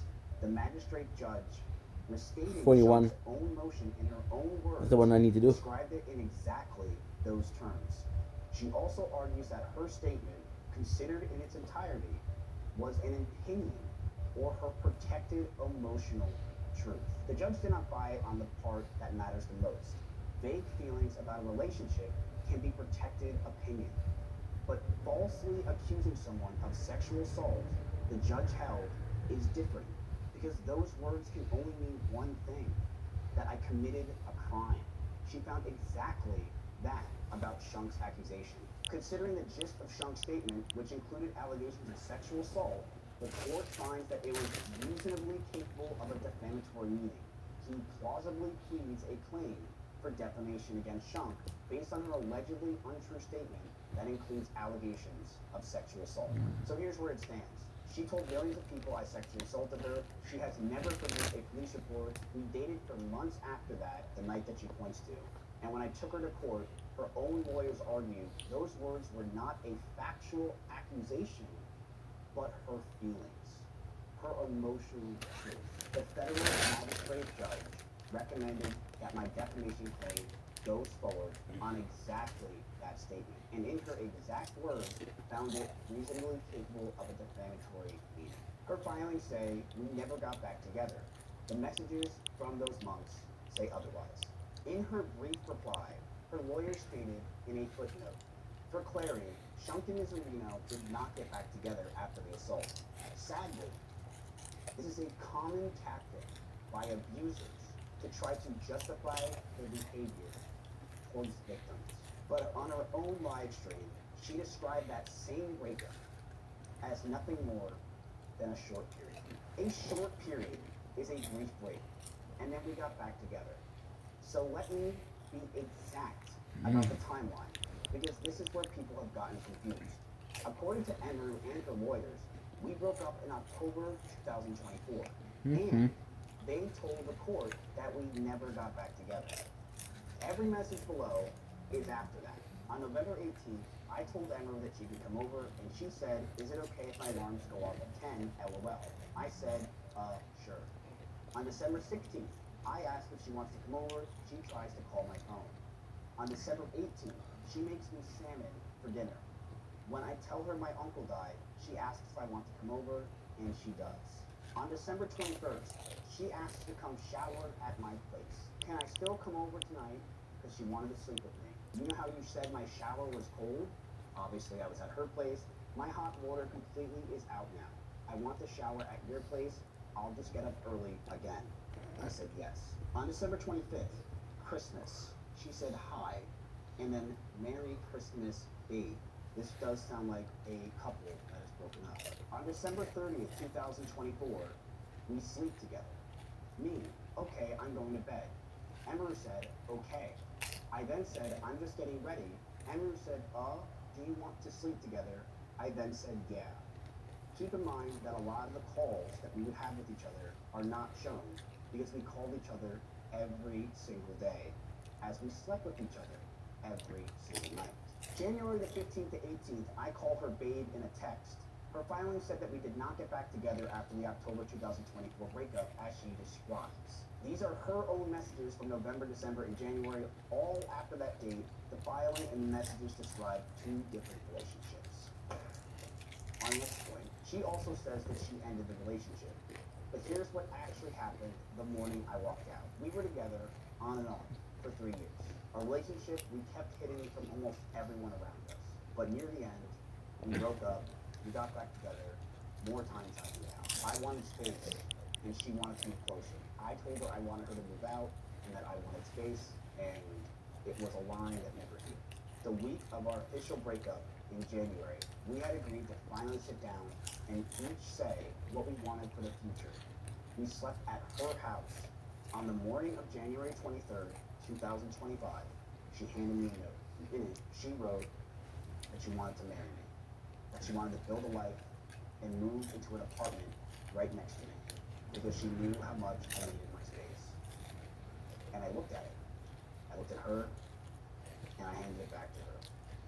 I told her, I can't do this anymore, and I'm sorry. And the last thing I heard as I was closing her front door, she said, don't go. This is who ended it. So in my complaint, I said, he called off the relationship in January 2025. So to be exact, the exact date that our relationship ended was on January 23rd, 2025. I left Austin in early February, first for Japan, and the move to Los Angeles came afterwards. After 2 trips overseas, the day by day in the timeline is going to be shown. These messages are shown with me and at one point my best friend Extra Emily. So Extra Emily knew that I wanted to break up with Emily for a long time. And these messages are on the exact date that I broke up with Emily on January 23rd, 2025. I messaged her and I said, bitch, I did it. I ended it. Emily said, shut up. No way. I'm free to call whenever. I said, are you streaming? And she said, not until Saturday. And then I messaged her and I said, okay, I'll call in 5. The conversation didn't end there. 2 days later, on January 25th, it was Emerald reaching out to talk things over with Extra Emily. And Extra Emily had already heard from me that it was over. So this is January 25th, 2025. Extra Emily says, okay. And then she says, she texted me to talk. I'm pretending like you didn't tell me the news. Okay, I'm talking to her on the phone soon. I then said, are you streaming tomorrow? And she said, no. So if this doesn't prove that Emerald is lying, that who broke up with who, I don't know what does. So now we're going to move on to the stalking allegations and where I actually was. On February 2nd, 2025, about 10 days after we broke up, I flew to Japan. The reason why I flew to Japan is that I knew if I stayed in Austin, that we were just going to get back together and get in the same loop that we had been in for almost a year. On February 21st, 2025, I came back to Austin and stayed about 3 weeks. This is when my friend Simply had a party, which is the one that she ties to stalking. It was on February 23rd, 2 days after I landed, about a month after we broke up. On March 16th, 2025, I flew back to Japan and stayed there for nearly 2 months. On May 12th, 2025, I returned to Austin for about 2.5 weeks. And in May 29th, 2025, I moved to Los Angeles. Stalking means being near someone and contacting them when they don't want it. For most of the year after we ended it, I was on another continent and then in another state. I put distance between us deliberately, more than once. And on my own stream, here is what I exactly said about it. That week, I made flights to Japan because I didn't want to sit around and wait possibly to get back together again. I have never talked to her in person since. I have been removed from OTK Discords. I did see her at a party once at Simply's house, one of my close friends. The house was very small and I opened the door. I said, whoops, I want to make it very clear I was not following her. It just happened that I was with someone she knew the entire night. The house is about 2,000 square feet with about 50 people. I, of course, was near her, but I was never following her. The specific incident she calls stalking is a party. Here is how she described it on her own stream from the certified transcript she filed herself. I made the mistake of thinking that I only had to cut him off through personal private communication, but I also had to start avoiding going to the same parties or places I was worried he'd be. There was a party that I attended. I was aware that he would be there, and I thought it wouldn't be a big deal. We're adults, right? During this party, I felt like he was following me around and monitoring me, but I thought that that was just being paranoid. I remember that. 30 minutes later, the room that we're in, the door opens, it's Miz. He opens the door, makes eye contact with me, goes ooh, and closes the door and leaves. That is the entirety of her stalking allegations. Read in her own words, this is obviously not stalking. She was never cut off. She says that she cut me off through personal private communication, but she controlled the contact. She didn't block me, and on her own stream, she showed messages proving that I could still reach her. Choosing not to answer someone while never blocking them, while leaving every channel they could use to reach you wide open, and while showing no sign that you want them to stop is not the same as being stalked. She also knew that I was going to be there. In her own words, she was aware that I would be there and chose to attend the same party. Going somewhere you knew the other person would be at is the opposite of being followed. She also says that she felt and thought she was paranoid. She does not say I actually followed or monitored her. She said that she felt that way and twice told her audience that she thought she was just being paranoid. And Just lastly, being paranoid. I opened the door and I left. Her one concrete moment is that about 30 minutes later, I opened a door, saw that she was inside, and said ooh, and walked away. Stalkers follow you. They obsess over you. They don't open the door at your friend's party and walk away. This is the entire first-hand account in her own filing. On the strength of it, that she listed stalking among the crimes she accused me of. If I was stalking her, I would be the worst stalker on the planet. I left the country for months, immediately after we broke up, flew to Japan twice, and moved across the country shortly after I returned. That is the behavior of someone pulling as much distance possible between themselves and the other person, not following them. And while she was calling me a stalker in front of millions of people, she was quietly making the rounds through the community, going from person to person, behind my back, spreading a version of events I had no opportunity to answer. Emeru also Go, told Carly. on her Miss own her. stream that she filed a restraining order in 2 states. Emeru said, and I quote, "I'm already in the process of filing a restraining order on him in both Texas and California." A restraining order is a public court record. It is not in her motion. It is not in her sworn declaration. It is not in her first reply. She has not produced one. It's like she blocked me, dude. As of today, roughly 8 months later, after she announced it, there is still no restraining order or protective order of any kind against me that has appeared in Texas or California. My own attorney has received none, and the people who follow the case closely, watching for any filings of any type, have also found none. And the timing is the whole point. In both states she named, an emergency order is built to be fast because it's meant for people in real danger. In California, a judge can grant a temporary restraining order the same day you apply, with a full hearing set just 21 to 25 days later. In Texas, a judge can grant a temporary ex parte protective order the same day on a finding a clear and present danger, with a hearing within 14 days.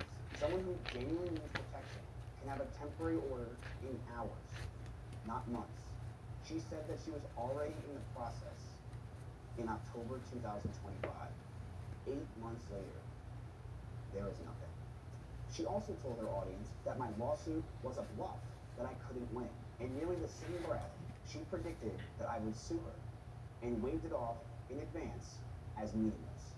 She put, and I quote, "I would not be surprised if he tries to sue me for the stream that I did today and for coming out about him.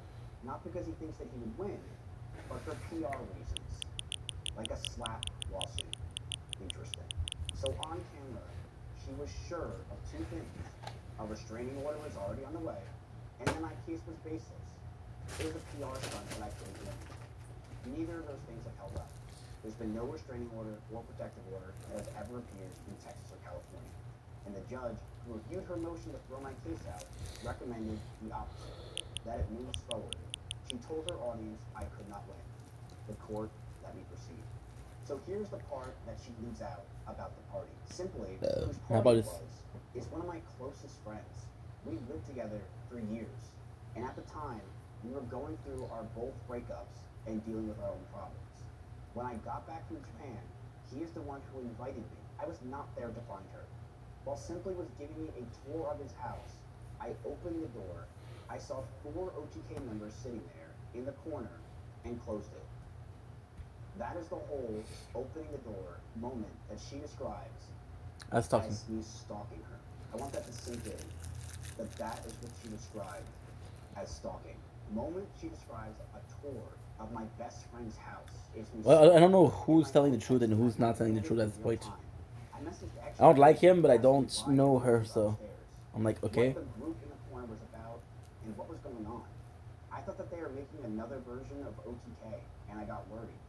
And extra Emily just told me to basically not worry at all. That was it. And she somehow labeled that as stalking. In May of 2025, 5 months after we broke up, I sent her a long message by her own account on her own stream. She received it and sat with how to respond until her friends told her it had to be AI. She said, and I quote, "I had someone send me a massive apology message and I wasn't sure, like, what to respond. I showed a couple of friends and they were like, this is literally ChatGPT."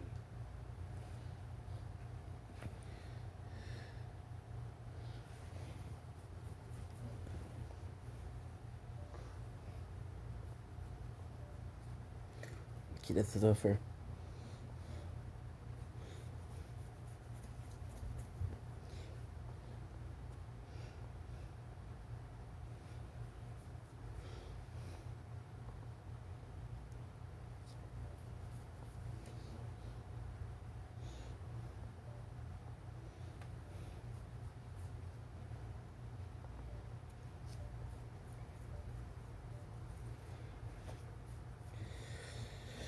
Okay, so now smelter.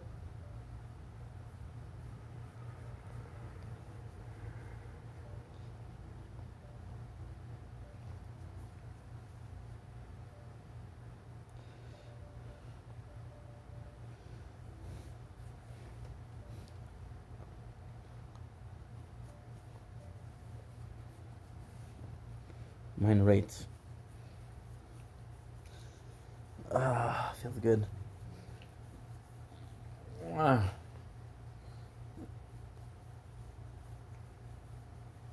Make me 2 more videos. Need to make 2 more. I had someone send me like a massive like apology message, and I wasn't sure if I like wanted a response. Like I showed a couple friends, and they were like, "Emmy, this is literally ChatGPT," and I was like, "Oh, I guess I'm not responding." You could put it back in the ChatGPT and be like, "Is this?" Yeah, I know they did, and ChatGPT said it's probably ChatGPT. This is obviously about me because we were in a relationship the entire time that ChatGPT has existed. This was months before she even went public with an accusation. You do not consider how to respond to the person you say sexually assaulted, abused you, and stalked you. The only thing that stopped her was that her friends decided that my words were too well written to be mine. Think about Why aren't you I working? would like to now talk about the abuse claim that Emma tried to hint at on her stream. Here's the truth, in my own words. I have never hit Emma. The one physical thing that ever happened was an accident. I had a habit of tossing my phone onto my bed, and one time it bounced off the mattress and caught her in the eye, and it left a bruise. I felt terrible about it. I apologized immediately. I stopped throwing my phone that day, and we moved past it. That is the only time I ever hurt her, and it was not on purpose. What makes that more than just my word is that, at the time, her own account matched it in 2022. When she had the bruise, she did not call it abuse to anyone. She called it an accident both publicly and in private. In Emmer's best friend at the time's chat room on August 11, 2022, surrounded by all of Emmer's close friends and even her brother, she said the same thing. When a friend asked her directly whether something had given her the black eye, she answered that it was not intentional and called the whole thing a funny story that she would explain later. Verbatim, did someone knock you out, Emily? Emaru said, not intentionally. I got a black eye a week or two and it's finally almost gone. It's a long story, but funny as fuck. LOL, I'll DM you later. There was never a police report. There is nothing in any record from that time that treats this as an abuse. In calls, text messages, or anything that me and Emma had. It was not called intentional abuse until 3 years later when Emma went live. The bruise never changed. The story about it did. I will also have more messages about this as my lawyer lets me show, proving that this was never abuse, and Emma has changed the story of it to fit her narrative to make people think that I am a monster. Emma has accused me of sexual assault, stalking, and abuse. These are all crimes. In the time since, there has been no arrests, no criminal charges, no prosecution, no police complaints against me have surfaced anywhere in this case. On January 15, 2025, the federal magistrate judge has said to the district judge, the Honorable Robert Pittman, that she would deny defendant Emily Beth Shunk's motion to dismiss the First Amendment complaint. The order in which Ms. Rodino is to submit a more definitive statement within 30 days identifying each statement by Shunk he alleges to be defamatory, including the exact quotes in her live stream, and how each statement is untrue and how it harms him. So what this essentially means is that Emmer's motion to dismiss did not go through, and that we are continuing the court case. That recommendation still goes to the district judge for a final decision, and that same recommendation is why this record exists. The court told me to spell it out one by one, exactly what she said that I allege is false, and how it harmed me. This is what I'm doing. It is the court letting my case move forward, not a verdict, and I won't describe it as one. To much of the internet, I am a rapist, I'm an abuser, and I'm a stalker. None of that is true. And that is a version of me posted under every video I make and handed to people who used to watch me, people I worked with, and people who have never met me. It has cost me my reputation that I've worked 10 years for. It has reached my family, it has reached my friends, and has hurt my work directly. Making content, Boom. and using the platform I spent years building, the same community she built, for following on. And it did not stay online. I don't know. I don't know. I don't like him, but I don't know her, so I don't know if I can trust her. I want to watch Aspen Gold After I picked up a wristband, because I trust him. security guards walked me out. I know him more than and Miss posts Giff. mocking me for it reached hundreds of thousands of people. I've been called a rapist to my face in bars and restaurants for most of the last 8 months, and I decided to stay inside because of that. This is a girl named Meg who said, "Imagine being such a prick you got kicked out of the FlyQuest party after showing up uninvited." This is another tweet. "LO, Miskiff got kicked out of the FlyQuest party after getting rejected on the Partyful app." And then someone asked, "What is this party? Also, what is the Partyful ALR? Thanks for ahead of time." She said, TLDR, he was rejected from an esports party, showed up anyway, and got kicked out instantly. So they tried to paint a narrative that I was kicked out and that I was not invited. I want to make it very clear. I was invited by my friend Alana. She just texted me and said go. And I have been to hundreds of parties before Emily's allegations with no problem in any way, shape, or form. And I got texted by Alana to go to this party with my friend Jeannie. Love that he threw Alana under the bus. We did get wristbands immediately, and we were able to walk in. 15 minutes later was when I was escorted out. I never had a problem getting into the party. I showed my ID just like everyone else and waited in line and was immediately let in, only to be almost immediately let out. This was not a case of someone who was simply disliked. And before I left for Japan, after I broke up with Emeru, I was around creators of every kind. And when I came back, almost no one spoke to me. And while I was in Japan, Emeru went through all of my old friends and everyone that we were friends with and spread lies about me. And instead of going to the police or any legal channel, she went straight to the people who matter the most in my life and my career. Whether out of bitterness that I was the one who ended it, or for some other reason, I cannot say.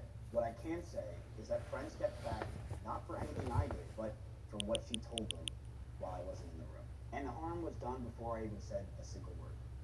People watched Emeru's live stream and came almost immediately to every place you could find me and said that I was a rapist and destroyed my name. A false story then took hold that I had admitted to everything when I had it. When I spoke, I denied everything, and you can see it on my YouTube channel. And the filed transcript proves it. But people who had already made up their mind repeated the false version anyway. Her words were chosen with care, precise enough to be legally actionable, vague enough to let an audience picture the worst. She never had to say rapist. She said sexual assault.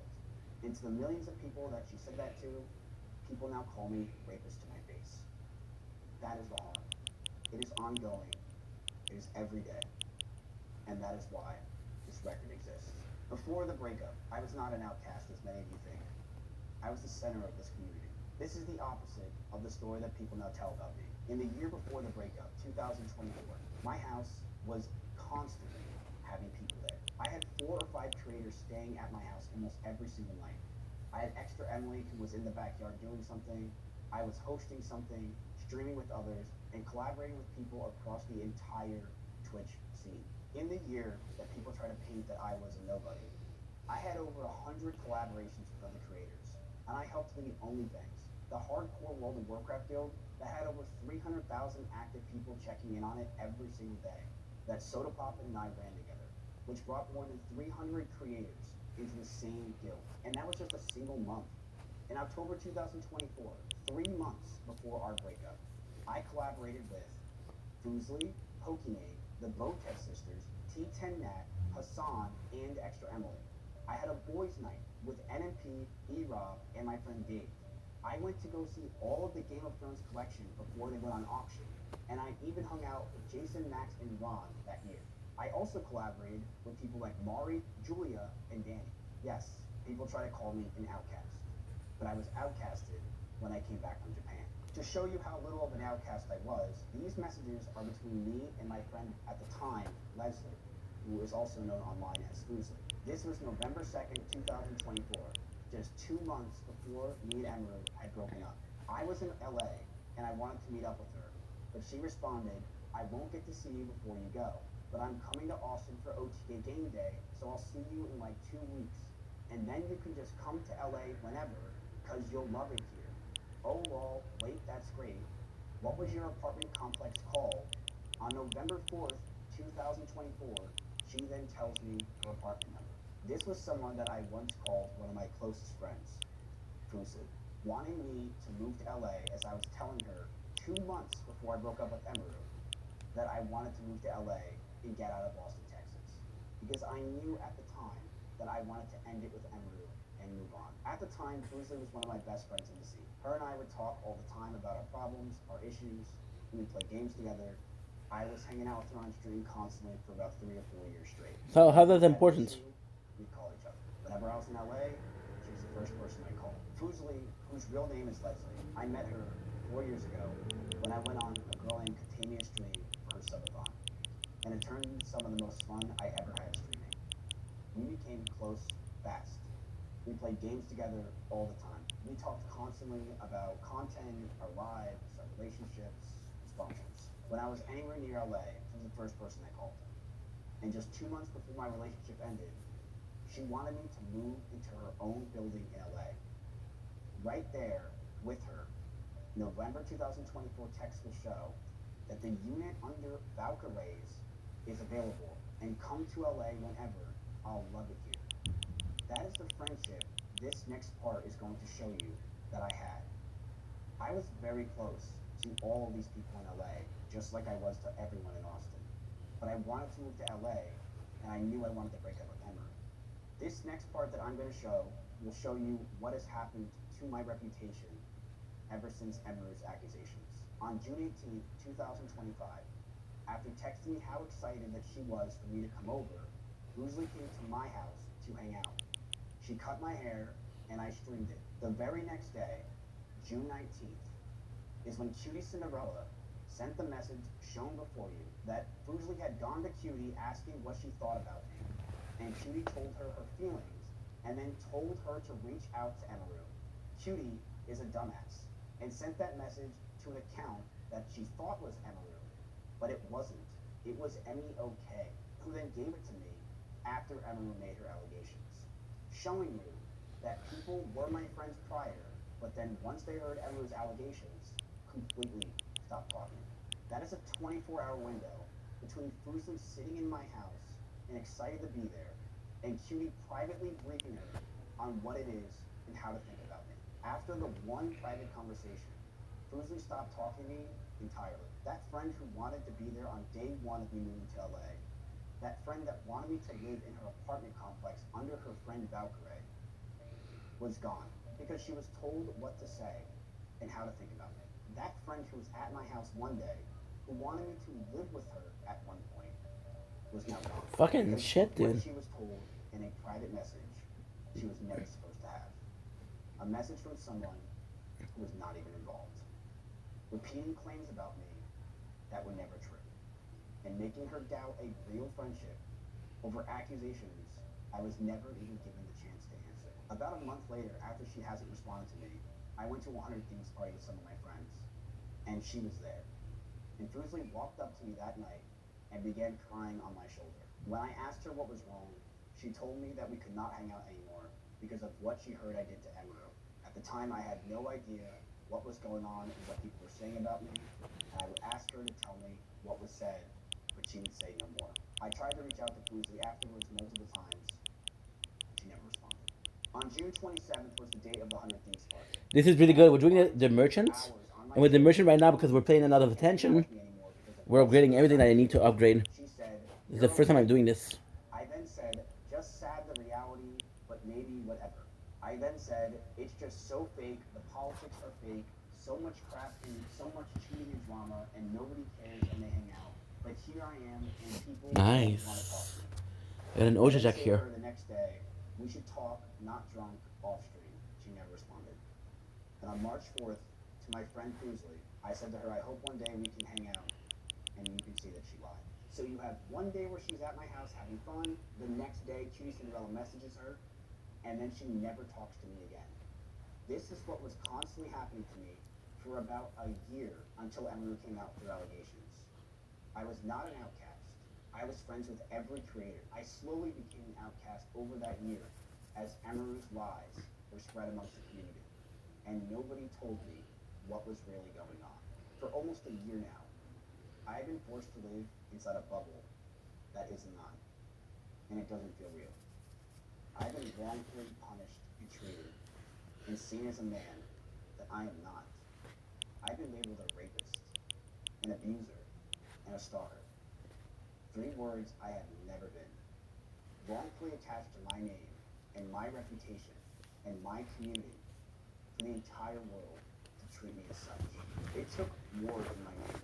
It took my reputation, it reached into my family's life, and it has completely destroyed me as a person.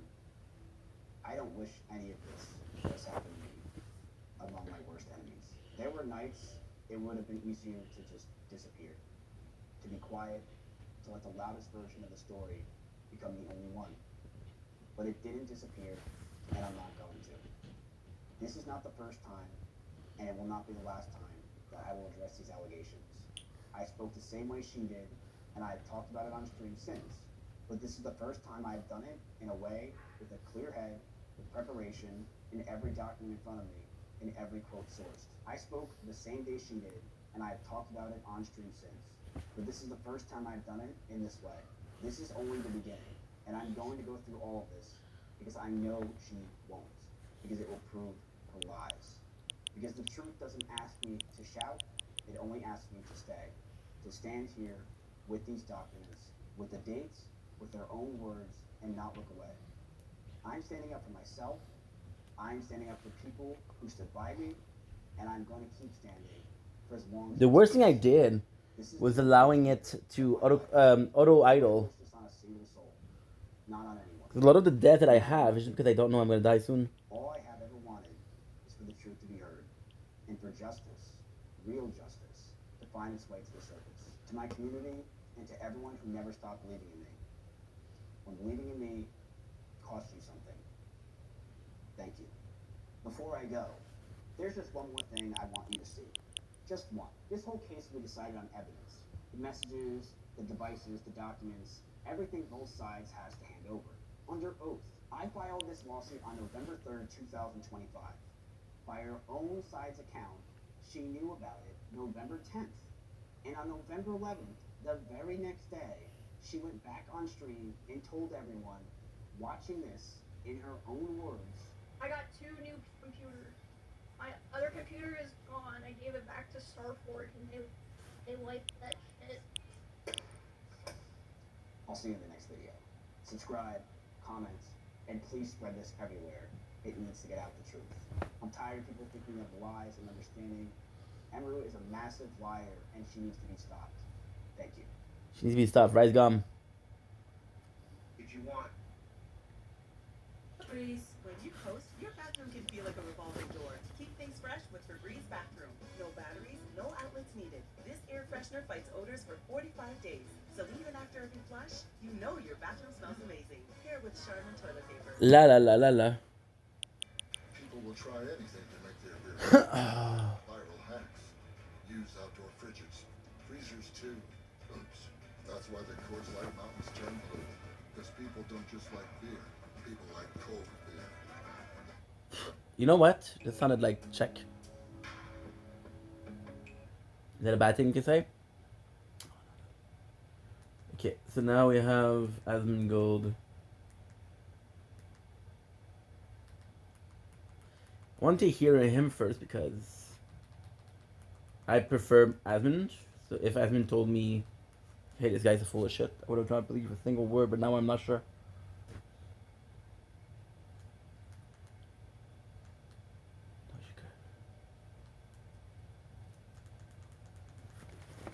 Okay. Boom, boom, boom, boom. Asmund, I only need to put AS. There you go. Even A. It's enough.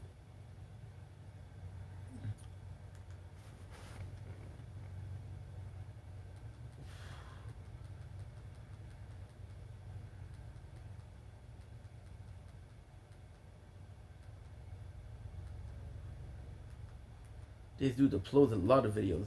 Holy shit.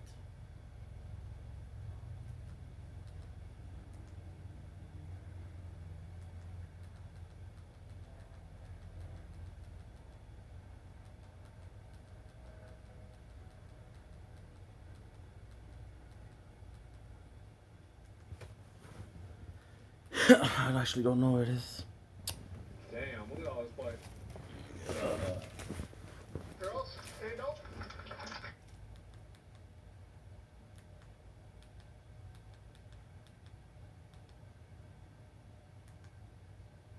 That's not kind of. So UK politicians backpedaling on trans issues? Really? It's not what I want, dude. You are quite pro-trans, aren't you? You've appeared in. You are quite pro-trans, aren't you? You've appeared in campaigns and things. I mean, do you think a woman can have a penis? Because you did previously. It's an important question for a health secretary to answer. No, I don't. So you've changed your mind? Yes. Why have you changed your mind? Well, I think a lot of us have been thinking about this issue over recent years, and you know, I wouldn't now say that, for instance, Labo. for women, I think that biological sex is You important. must have known that before. You're very well educated. You went to St Paul's private school, I was reading this morning. How on earth could you have previously thought that a woman can have a penis? Well, I think this is an issue that a lot of us have thought about in recent years, and I think there's a difference between sex. This woman is cooking him so bad. I love this. Oh my god. And gender. I think that when it comes to sex, biology is what matters, and that's why. Do you owe women who called for, who were gender critical and then were cancelled an apology? Look, I don't think people should be cancelled.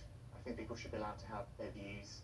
Part of the reason these women were cancelled is because people like you denied biological sex and then they were hounded on by the trans lobby. I love her. She did. Oh my god, she's so good. Wow. By the way, never let weasels like this ever into power. Never let them live it down. Never let them walk it back. Never let them say. I have no glasses. I have to do this. It's over. It's over for you.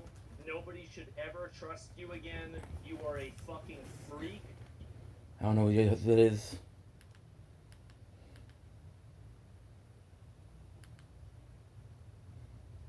You already know it's gonna be some bullshit the moment that you see some hoop earrings. I mean, you see hoop earring. Ah. 2. Where's the Miskit video, dude? What the fuck? This is a game I tried it out. Like they had me try this game like quite a while ago. It finally came out, and okay. So what I'm gonna do? What do I do? Load journey. Is this okay? Yeah. All right. Empty. So we're gonna go ahead with. Okay, search. Asmongold.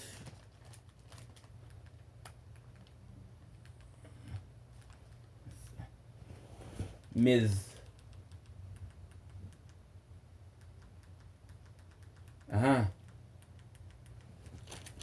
Ouch.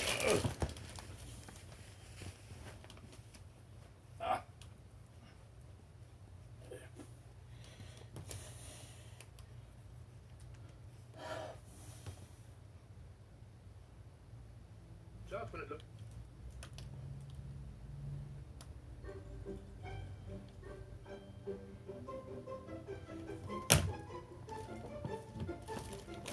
Okay. Whew. It's warm as fuck, dude.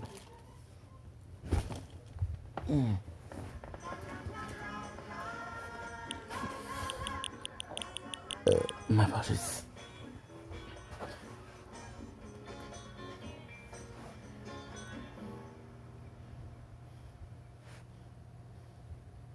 Just when it looked like the Mizkif and Amiru controversy had started to slow down, Mizkif reignited the drama by publicly calling out Asmongold. In a post on X, Mizkif questioned why Asmongold hadn't reacted to Amiru's recently released response video, accusing him of ignoring what he described as 48 minutes of lies. But Mizkif didn't stop there. He also shared what he claimed was an old private Discord conversation between Asmongold and Amiru. According to Mizkif, Amiru had originally sent him the screenshot years ago. The messages appear to show Asmongold joking about using an offensive slur as part of a password, with Amiru replying that she'd screenshotted it before immediately following up with JK Asmongold, then continued the conversation by saying everyone already knew he'd said the word in the past, and claimed he even had videos of himself saying it. Later in the exchange, discussion shifted to Pokemon, with Asmongold saying people disliked her because of what he described as fakeness, rather than the controversy itself, before briefly mentioning Mizkif and saying he believed Miz was largely past his own cancellation, but that the incident would always follow him because of OTK.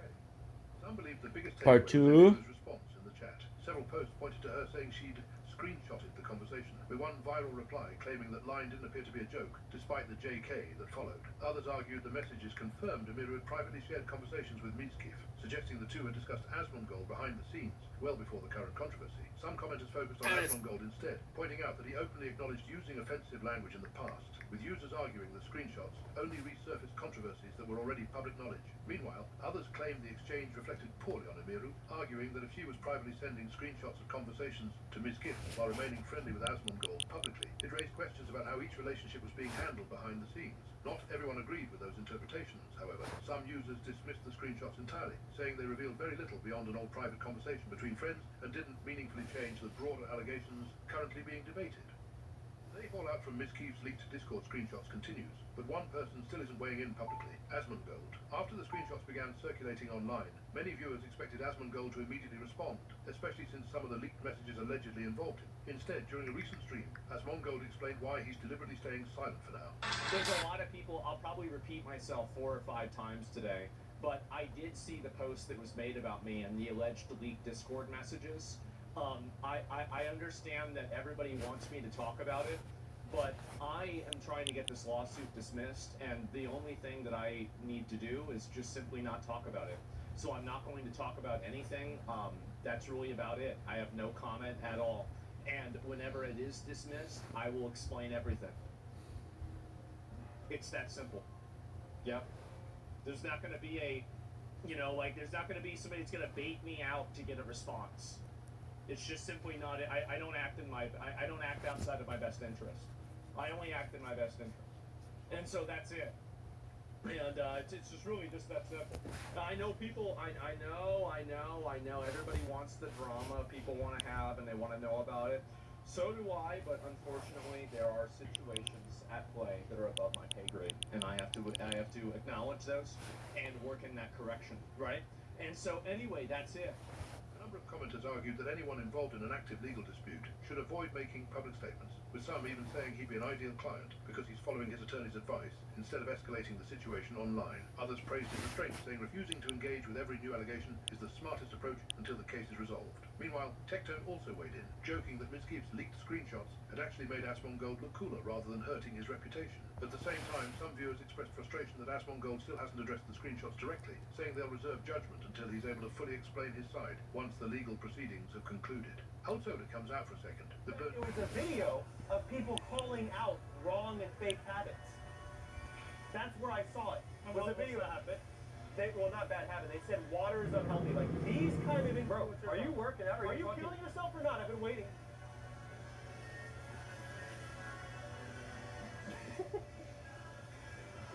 Not saying that this is a follow-up to what you just said, but there's so many creative ways you can get that job done in a gym like this.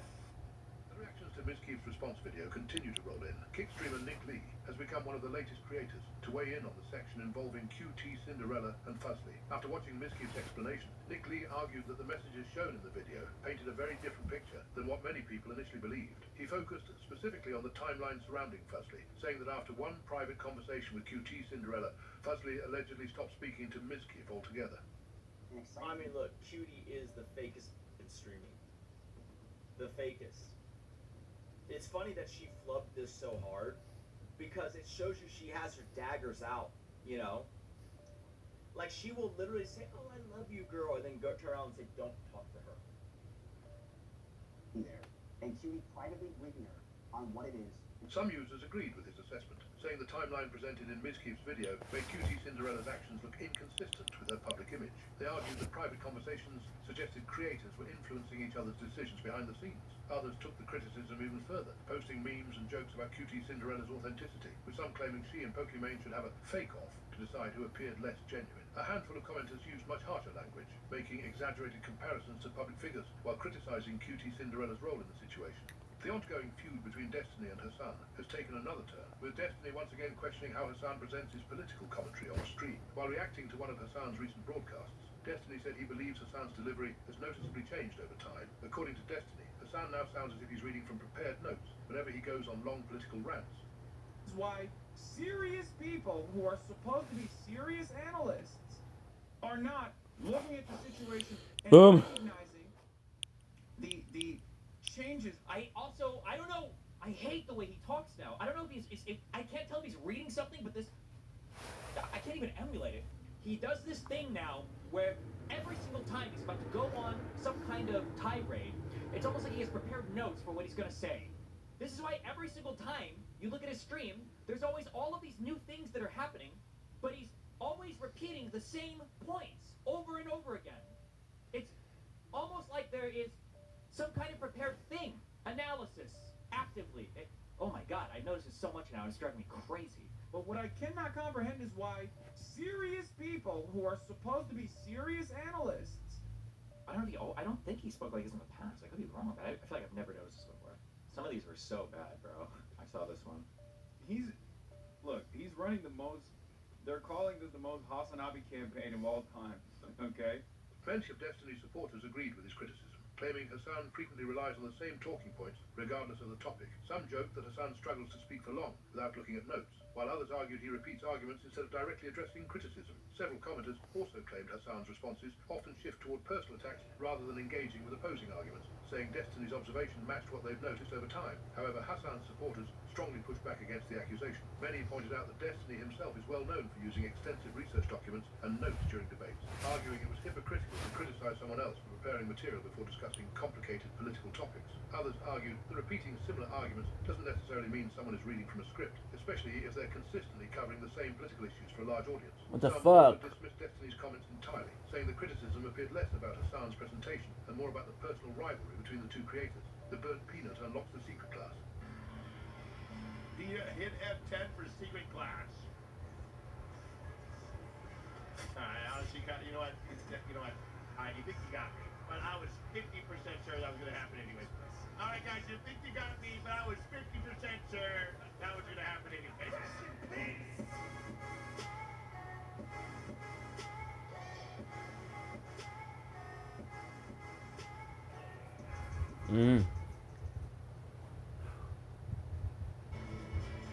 Assassin's Creed Black Flag est de retour. Revivez l'aventure dans les Caraïbes, plus belle et immersive que jamais. Prenez part à des batailles navales épiques. Explorez villes et jungles, frappez vos ennemis avec une précision mortelle et découvrez de nouvelles histoires. Hissez à nouveau le bâton. Assassin's Creed Black Flag disponible maintenant. I mean, a lot of the great scientists, physicists of earlier days the camera, did okay? draw Okay. a very clear She looks really mad. between the mathematical underpinnings that they were struggling to understand and the mind of God, because it feels like Fig doesn't really know her name. Yeah, Fig doesn't know much. Fig doesn't know her name. Fig doesn't know how to sit. Fig does know how to pee and poop outside, which is very impressive, actually. She's also very grumbly in the same way that P is grumbly. Don't bite her ears. She's eating her ear hair. Right, can we not do that? It's not nice. Even I did 30 years ago. Okay, you just... I certainly held you didn't to do a anything. similar perspective as some of the greats She responds better to Figgy than Fig. years ago She loves her articulated, sister much like you were making reference to. But I now Guys, see after them playing as this... Yeah, so here's Nemesis. We can't damage him because he's currently empowered by the books scattered throughout the tube. So I think we'll have Ahmed bait him for now. I have a joke for you. What is a skeleton's favorite snack? Gas! Gas! Gas got you! Why won't you answer me? A way of interacting with the world. Ahmed! Algorithms. No! I'm sorry, buddy. Enjoyable as a game. A few minutes later. Applied to the world. So the language is metaphor. Maybe tell me a little bit more. Can we just, is it helpful to describe mathematics as one human language among many, or where does that metaphor work and where does it fall short? Yeah, so here's Nemesis. Yeah, so it's interesting. Men's rights people are so funny to me because their thing is always like, nobody cares, the boys commit. It's like, stop doing it. I don't know what to tell you. Stop playing video games and go be part of something. And you're like, guys work in construction. Stop. Go be an accountant. I just think it's like kind of pathetic. These guys that are like, no one cares about the plight of boys. I'm like, yeah, probably because girls have it worse. I don't want to sound like a woke asshole. Yeah, you sound like a woke asshole, bro. One of your first freaking Lel. People are so funny to me because their thing is always like, how crazy was that fight where they called the fight because he stepped on a piece of glass inside the cage? I don't know, man. I don't even know what that referee was doing. All they had to do was pull it out of his toe. He's like, hey, I stepped on something. I stepped something on my toe. And he's like, fight's off. Yeah, fight's off. And he's pointing to his toe. And he's saying, just let me get it out of my toe. And you know, things happen. Who knows how? First of all, let me apologize for... A good team can do First of all, let me apologize for my gravel voice. I've been at Comic-Con, so I can't speak really. It's kind of of that sort, when you go word by word and you take the origin of You shouldn't say that to me. you find that almost all of them are metaphorical. They began as words that had a very concrete association. I don't want to play with Spider-Man. And over time, that meaning shifted to a far looser, more poetic version of whatever idea that word was ultimately able to conjure up in the minds of listeners and readers. tonight. Wait, time out. How do you know who Tessa is? Of that natural growth I can't wait to see you in Secret Wars. thinking that our species went through. Metaphor is symbolism. And what mathematics is, it takes that to the next level where you articulate using symbols. Whoa. I've been at Comic-Con, so I can't speak really. It's kind of these useful symbolic representations of things that we You shouldn't say that to me. And so what is math? We encounter the external world. Stream banter with everybody. I don't want to play with Spider-Man. We encapsulate those patterns by inventing ideas like a circle or the triangle or the number pi or radius or diameter or the exponential function or the square root function. You're making me look really bad, guys. Wait, time out. Organizing How our do you perceptions know who about the Tessa is? external world. Thanks, man. So, I can't wait to see you in Secret Wars. Haha. Caught him. Have you ever thought about what would... Using Wait, what are we getting? Because right now this jumbo color activity book looks really good to me. that other human beings came up with, right? That's my car got out. Hey, SpongeBob coloring book. Right? Riemann. Should we get it? And it was Jake, other wait, what are we getting? Because right now scientists this jumbo and colored activity book looks really good to me. Lobachevsky and other thinkers have That's my car got out. again Hey, SpongeBob in this coloring book. metaphorical symbolic way Jake. Jake, wait, what are we getting? Because right now this jumbo colored activity book looks really good to me. The man. Einstein builds upon that with his own metaphorical symbolic No, why did you close? to describe the curvature of space-time. That's my car got out. Boner. Hey, SpongeBob coloring book. Fuck the. No. Human beings, in order to survive, articulate patterns Sorry, guys. I messed up. Closed it by mistake. What am I watching, dude? I don't want to watch this. I do want to watch anime, though. I know. I got a big ego. I'm at 426. This is great.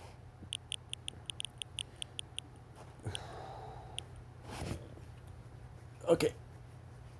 Ouch. On January 1st, Josh's Facebook post of him showing off his deep-fried steak on December 31st, 2021 was taken and posted on the popular subreddit r shitty food porn. The post received over 3,000 upvotes and 200 comments comparing Josh's steak to a freshly squeezed human turd. Surprisingly, this wasn't Josh's first turd rodeo. No way. July 15, 2012, Josh posted a picture of a huge shit he took at the Casper Library. Oh, nice. He told the trolls to eat this snack he specially prepared for them. On January 2nd, I prepared a snack for my trolls. So good. It's so funny. No, dude. It's a bit weird. Not gonna lie, it's a bit weird. That same day, during a very long, non-live gender relations video response that nobody watched, Josh said that he was That no one watched. Gender relationship. Here we go again. I'm taking a break from going live and just doing videos like this. That way I can focus on the video and not have to worry about chat. This turned out to be a lie. Josh's video output had slowed down because he couldn't figure out how to go live on his new Apple iMac that he'd received on December 17th. On January 3rd, Josh said that he was gifted Domino's gift vouchers for Christmas. I got some Domino's gift cards for Christmas. I'm definitely spending them, yeah, buddy. Which explained him being able to buy 2 pizzas. One on the first. Do you want a slice? No, I'm not ready yet. Okay. Mm-hmm. And one on the third. You're missing out. This pizza be popping. That's good pizza, you two. At 8:42 p.m., almost a day after saying he'd be taking a break from live streaming, Josh attempted numerous times to go live with a video called Chillin' and was unsuccessful. On January 4th, Josh, most likely low on funds, posted a Facebook link to a King Cobra hat that he'd designed on his customized girl storefront. That same day, Josh posted pictures of his family holiday to Florida that he did not attend. Josh's dad Clint was quick to comment that Josh is always invited to family gatherings, but declines due to stress and anxiety. On January 5th, Josh posted on Facebook that he's going to be making a cooking video with pork ribs. Josh got into the trend of ordering groceries using DoorDash, and cooking videos with ribs became a regular feature on Josh's channel from here on out. At around 10 p.m., Stephanie, Josh's ex-girlfriend, posted a reaction video to Josh's video reacting to her video reacting to his cooking. It's obvious that Stephanie's still horny for this car. Nope, I don't want a bacterial infection, thank you. Salty my ass. Like a salty boy. You're such a rock whore. Oh, there's another one. Shortly after the video was posted, Josh saw the video and made a comment calling Stephanie a liar. He then went to Facebook and made a post saying that Stephanie was copying his channel and that she was clout chasing.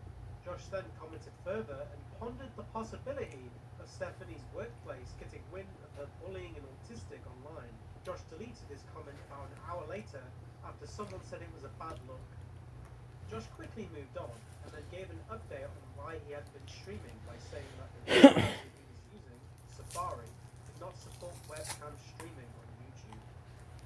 Later on that night, Josh listed 2 lathe wands on Etsy for $48 each. At almost 3 a.m., Josh posted again on Facebook and saw that people were posting his Facebook status updates onto the King Cobra JFS subreddit. The next day, Josh called Stephanie a cunt when replying to someone in the thread, and then, of course, deleted the comment afterwards. Josh then said that he's not taking the bait and will not be making a video response. He also deleted these comments. Later on this night, Josh finally fixed his issue with live streaming on his Mac by switching to Google Chrome. In the live stream called Unboxing, Josh spoke briefly about Stephanie and called her a cunt again. What's the Stephanie stuff about? Just ignore it, dude. She's a clout chasing. She's jealous that I'm watching her on YouTube. And she still misses me, so... Un rat de marée dans ton verre. Pour de vrai, ça me fait pas bander de voir un écran genre pas de MVP Stéphane. Ouais, oui, c'est Stéphane, merci. And also showed off the katana that he purchased for a friend's birthday. This is a birthday gift, and I'm not gonna say who it's for because it's none of your business. And just like that, I want to pull it out, take a look at it. Oh, YouTube. The katana was a cheap Shinwa purple Empress short samurai sword he purchased for $177 and some odd cents, plus shipping, from budk.com. So I bought a samurai sword from budk.com. They're not a sponsor. Oh, check that out, YouTube. That is fucking sweet. This is a return form. I'm not gonna need that. Josh refused to say who the sword was for, but it was speculated that this was for his friend Darth Lenny B, as his favourite colour is purple and his birthday is in early February. But most fans assume that this sword was for Josh's crush, Ellen. Who's Ellen? Due to his vagueness, and her birthday was also on January 9th. On January 9th, well-known cheeky boy Museum Privilege asked Josh about the sword, but Josh quickly grew tired of Museum's cheeky line of questioning. Oh yeah, so did you give the sword to your friend? Yeah. How did they like it? They said they like it. It's cool. Oh nice. Did you go to a party or? Not really. Did they come over to your house or? No, to an associate of theirs. Gave it to them. Oh, so you didn't even get to see them open it up? No, but that's okay. Something I get. Will you see your friend with the sword soon, buddy? I don't know. Oh, okay. Rewind back to January 6th. Josh went live again with a 5-hour stream called Addressing the Issue and mentioned Stephanie again. This time, he believed that the trolls were controlling Stephanie and telling her what to say, and had a screenshot proving it. I don't like bringing up Stephanie, but the trolls are manipulating Stephanie to start drama between us on YouTube because they're sad, miserable fucks. I'm not going to bother watching her stupid video or responding to it because that's exactly what the trolls want. On January 8th, around 3 p.m., Josh posted on Facebook that he believed his trolls were paying Stephanie to make videos about him. At almost 7 p.m. that same day, Stephanie wrote on YouTube that she wasn't being paid by Josh's trolls and didn't even have a Facebook account. Josh then made a video called F the Drama and said that he wasn't stupid and now doesn't think Stephanie was paid by the trolls after all.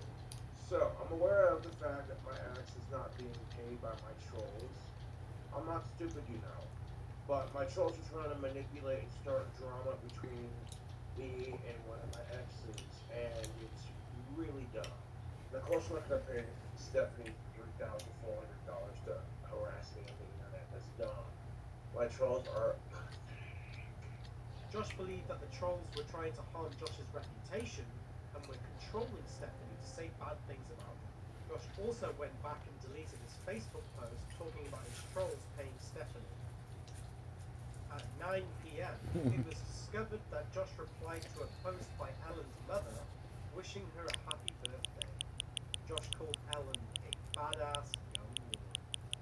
On January 10th, Josh officially ended the feud with Stephanie and said that he won't be replying to her videos or ever talking about her on a live stream ever again. That's because Stephanie was being a bitch.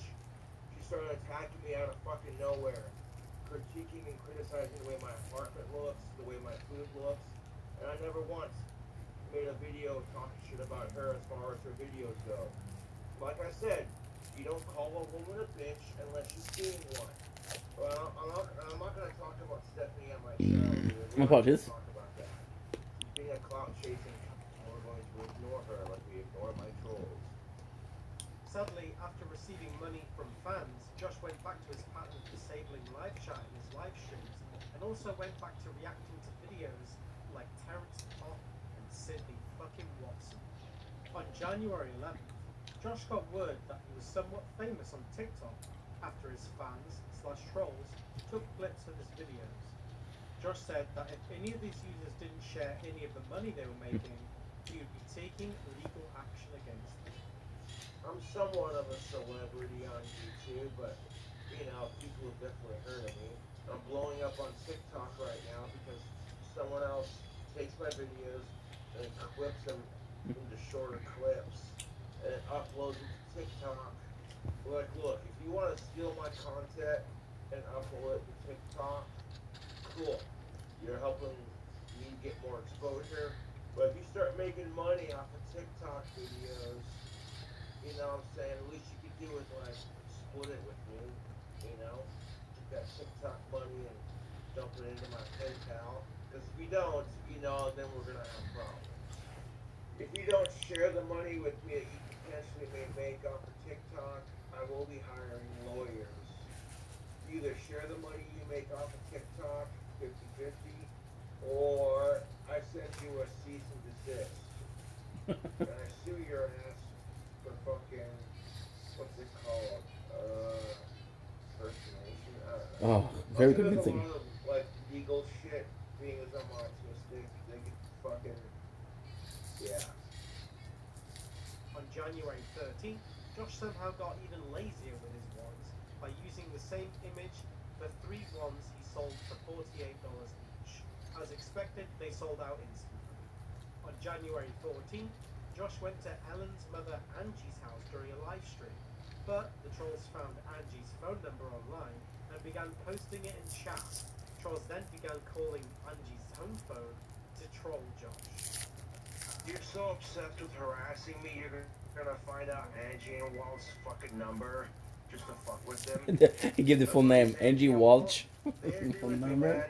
That's her name. Okay. Trolls. Yeah, right there. This is just like Frosty's all over again. Oops, I hit the hang up number. Because they're. They called my cell phone. Oh shit. No, you cannot. The goddamn call my phone. This is Angie. Enough.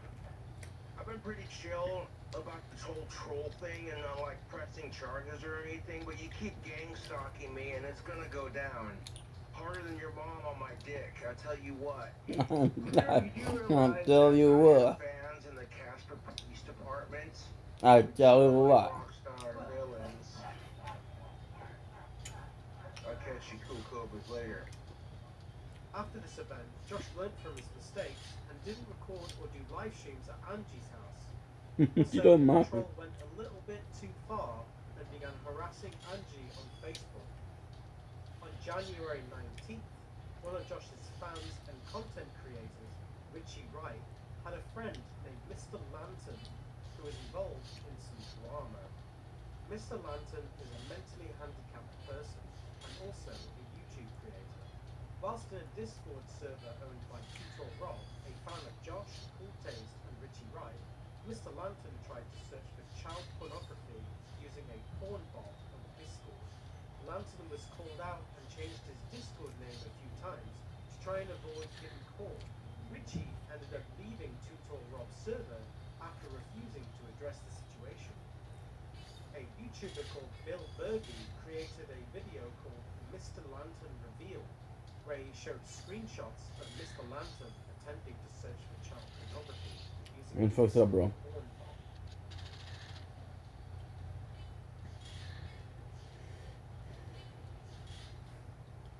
It's fucked up, bro.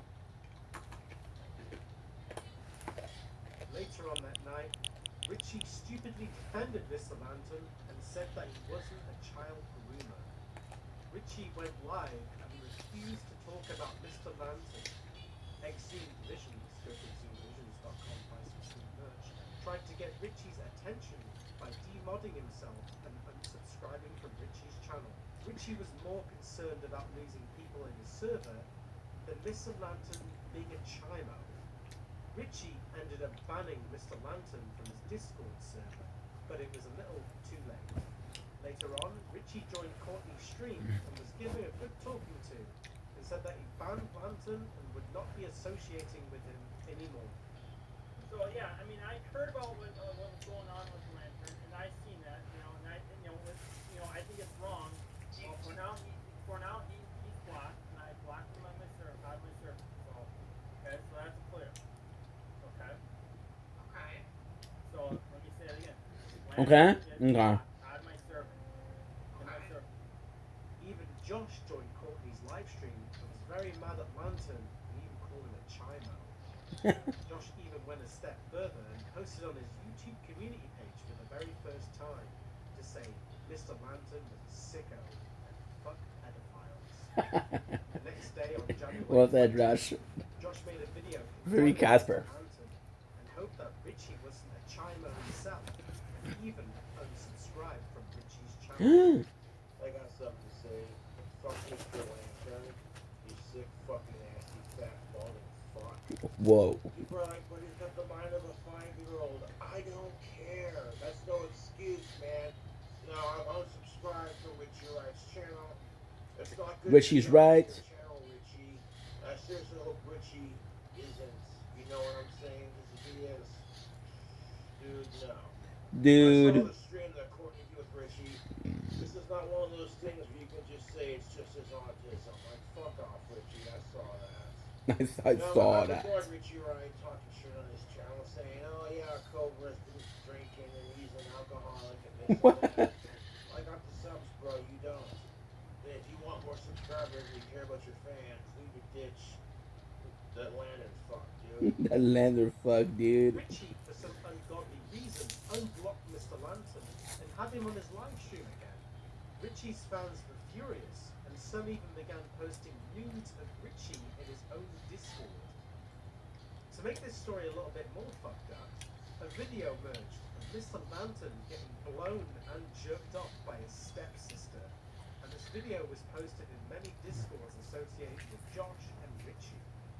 On January 27th, Richie got mad and went back onto Courtney's stream again and said that Mr. Lantern was blocked for good. Or not. Because Richie invited Mr. Lantern back onto his live stream panel on February 12th. What's up? What's up, Richie? Everybody loves Montana, huh? Yeah. Everybody, you know, everybody was seeing it too. Yeah. During the live stream, Richie was informed that Lantern was looking up child pornography whilst on stream with Richie. Lantern, are you doing that stuff in Discord again? Nah. What the fuck? I don't have Wi-Fi. Ah. Yes or no? Yep. Yeah, why? I don't know. Now, guess what? What? You're gonna have to kick her off then. Yeah. You're not supposed to. Shouldn't be doing that stuff. Why are you doing that stuff, Lantern? I don't know. Huh? You know what? Thank you. No, Lantern just said he wasn't going home. Come on. Well, let it go, but you know that's wrong. Yeah. Typing that stuff. You can't type that stuff. Okay. Alright? Alright. That's why everybody's going after you. You get it? Yeah. After the live stream, Richie went back onto Courtney's stream again, and it turns out that Richie had unblocked Mr. Lantern because Richie did a poll on his Discord server, and people voted in favor of having Mr. Lantern back onto Richie's live stream. Let's get this Lantern thing settled first. So, alright, everybody see, a lot of people were commenting on my video saying, bring Lantern back, bring Lantern back, bring Lantern back. A lot of people were saying, and I put a poll in my Discord server, and a lot of people said, yeah, bring him back. Richie eventually blocked Mr. Lantern completely and didn't have him back on his channel ever again. But sadly, Richie should have learned from the first time, and many fans began unsubscribing and didn't really watch Richie anymore. And sadly for Richie, Josh unsubscribed and demodded Richie from his YouTube channel. I don't want to do drama with Richie Wright, but dude, everyone's warning you, dude, stay away from Mr. Lantern, and would you listen? On January 20th, Josh made a new Shoot Your Local Pedo shirt on his customized girl storefront. Josh was up until 3 a.m. painstakingly customizing a copyright image he'd stolen from Google Images. The next day on the 21st, a troll reported the shirt to customized girl support team and it got removed. Josh went live and said that the image was copyright free but still got taken down. I'm gonna have to redo my Shoot Your Local Sick Box t-shirt that I did on Customized Girl. So if the fans could design a sweet looking skull holding two 6-shooters or a double barrel side by side that I can use for the t-shirts, I'll give you a shout out in the video. I like the concept of that Shoot Your Local Pedos. That's fucking hilarious shit. On January 20th, Josh began obsessing about making hard-boiled eggs during his 9-hour gaming stream. Josh's trend of ordering alcohol and groceries from DoorDash and paying extra for delivery fees continued. I'm in the mood with some hard-boiled eggs.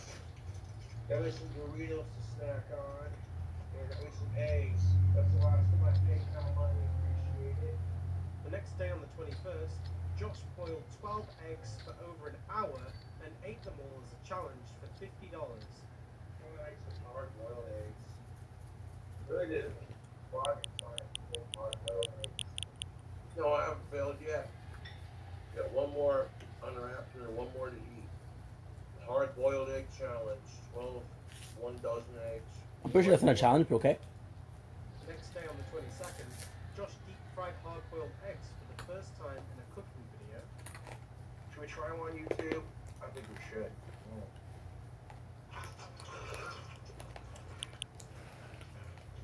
Not bad. Not bad at all. Fast forward to February 11th, Josh ate a bunch of hard-boiled eggs during Cool Taste live stream. What do you got there, Josh? Hard-boiled eggs. Hard-boiled eggs? Nice, nice. Hey, Gilbert, can I give you a Spanish lesson? It's not Tapatio, it's Tapatio. Cool Taste, how dare you fucking correct him?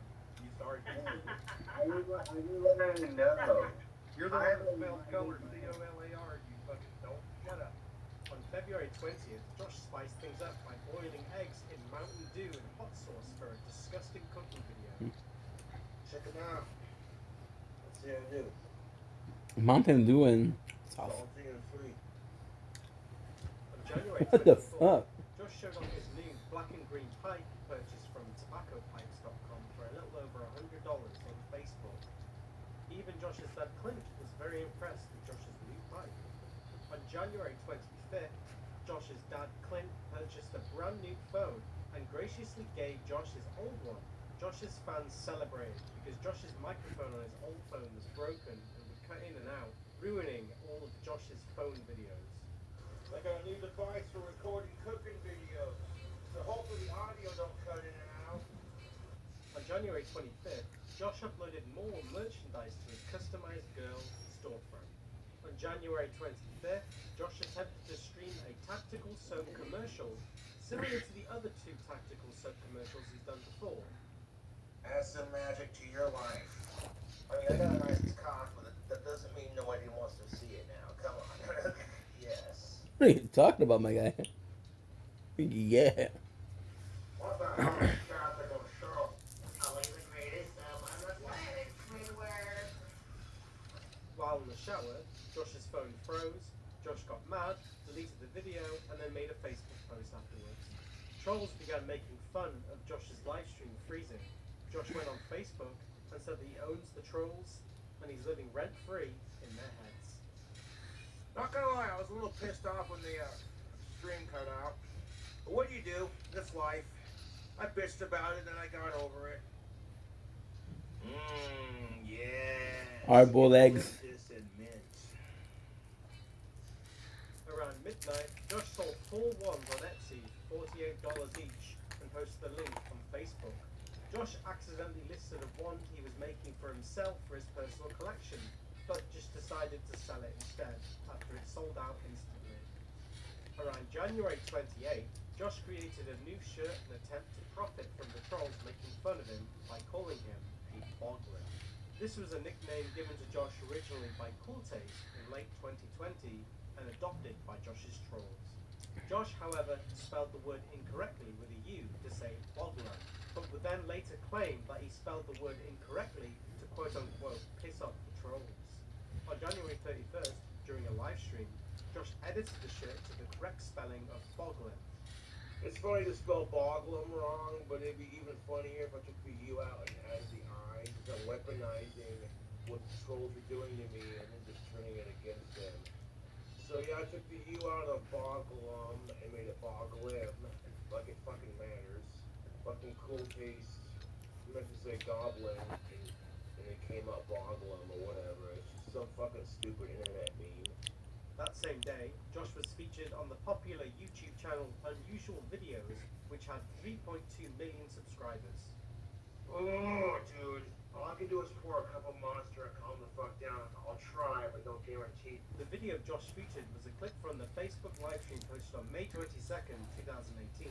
This was also the same livestream where trolls sent Josh a customized Lay's chips from Danny Devine.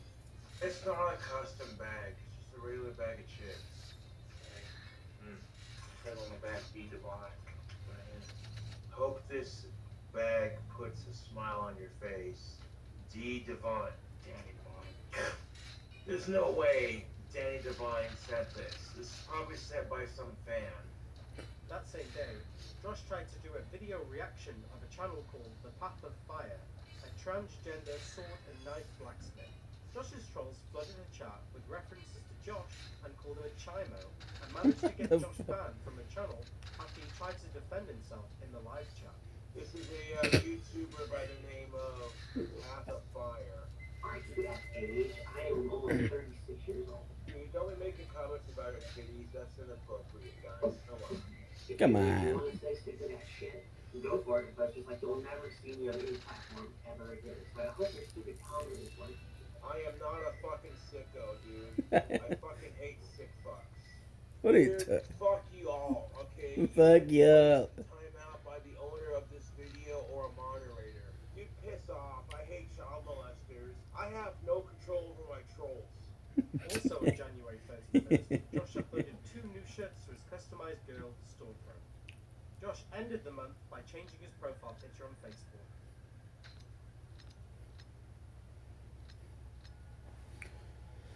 On February 3rd, a fan found Josh featured in a video from 2020 by Orton Shea Films, a large YouTube channel with over 200,000 subscribers. The video used was the popular Fun Size Felicia sex doll unboxing video called Sean and Saunders Unboxing Video from early 2017. Give her a kiss. Yeah, come on, give me a kiss, big boy. That's so weird. Hey, what's up? Not too shady, sir. It is time to make another episode of Checkmate Lincolnites, our wildly unpopular internet show. On February 4th, a troll paid for a custom cameo shout-out from Danny Phil, the lead singer of Josh's favorite band, Cradle of Filth. Greetings, Josh. Aka, Gothic King Cobra. This is Danny from Cradle of Filth, and your cameo was requested by Courtney, who wants me to remind you to brush your teeth and also to bathe this year. At least once this year, if possible. Is that good, boy? Thanks ever so much for being a massive fan of Cradle of Filth, and thank you very much for receiving this hideous cameo message from me. Is that good, boy? On February 4th, a troll paid for a custom cameo shout-out from Danny Phil, the lead singer of Josh's favorite band, Cradle of Filth. Greetings, Josh. Aka, Gothic King Cobra. This is Danny from Cradle of Filth, and your cameo was requested by Courtney, who wants me to remind you to brush your teeth and also to bathe this year. At least once this year, if possible. Is that good, boy? Thanks ever so much for being a massive fan of Cradle of Filth, and thank you very much for receiving this hideous cameo message Anyway, take care, have a great time, and thanks once again for supporting me and Cradle of Filth. You rock. Yeah. A few hours later, after Josh was sent the video, Josh posted a video to his Facebook and was excited that he got a shout out from his idol, Danny Filth, even though the video was made to make fun of him. Josh's dad Clint and his sister Tiana even liked Josh's post on Facebook. Afterwards, Josh would then upload a video with his neighbour, Down the Hill Dave, thanking Danny Filth for giving him a shout out. YouTube. First of all, I'll give a major thank you to Danny Filth from Cradle of Filth. Thank you for the shout outs. Even though one of my trolls pretended to be Courtney Newitt from the Courtney Sucks Discord trying to troll me, it didn't work, dude. I think it's awesome. Thank you for the shout out, Danny Filth. Much obliged. I own the trolls, dude. On February 5th, Josh uploaded 3 new shirts to his customized girl storefront. On February 11th, the trolls weren't done and paid for another cameo shout-out for Josh from Danny Filth. This time, they mentioned a certain warlord. Greetings, Alex. Alex Warlord Campbell. This is Danny Filth from Cradle of Filth. How the devil are you, my friend? This is a cameo video request from Cobra. Apparently, he's your partner. And I'm telling you that he's very, very sorry for breaking your phone and that he loves you very much. And apparently, this sounds slightly pervy, you have incredible smooth muscle control. Don't want to hear about it. I really don't. Anywho, young man, this is from your partner Cobra. Sorry for breaking your phone and all that. And I guess he loves you very much. So Alex, have a great day. Stay safe during these COVID-ridden times. And above all, young man, above all else, stay filthy. Your feet. I like Danny Filth. Sounds like a good dude. Over and out. That same day, Josh started a live stream and began laughing hysterically and spoke about the new cameo shout-out from Danny Filth. Yes, that's him laughing, guys. Okay? Nobody's dying. Someone paid Danny Filth to do another cameo pretending to be me, and it's hilarious. You guys gotta hear this shit. Now, I'm straight for... Holy shit, we unlocked Nova. It's not like that, dude. I do feel... Okay. Right now it's 10:30. What a beautiful day, guys.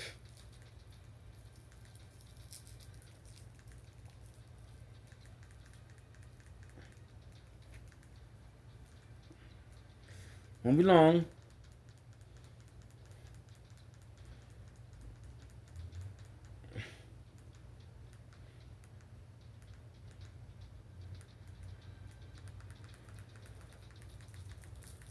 Right now it's 10:26. I'm going to bed in 4 hours.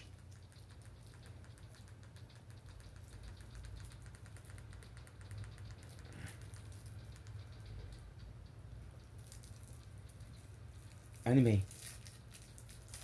All right, I don't know what to expect. I really don't. I know what to hope for, though.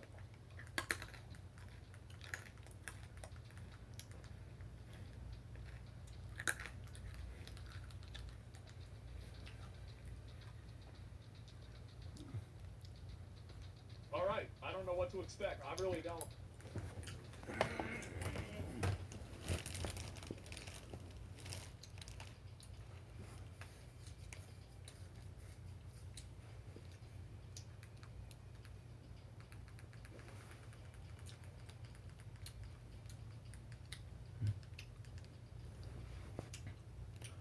Okay.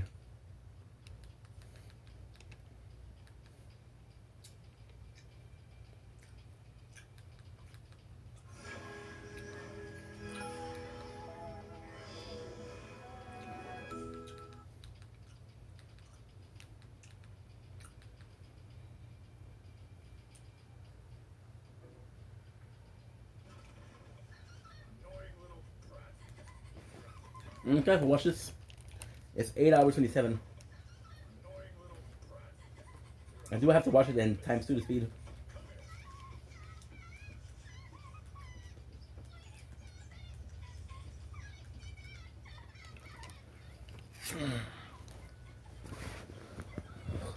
good life.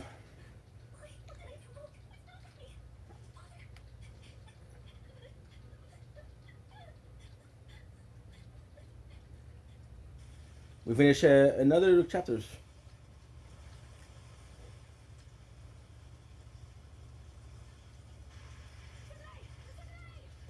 We revive Nova.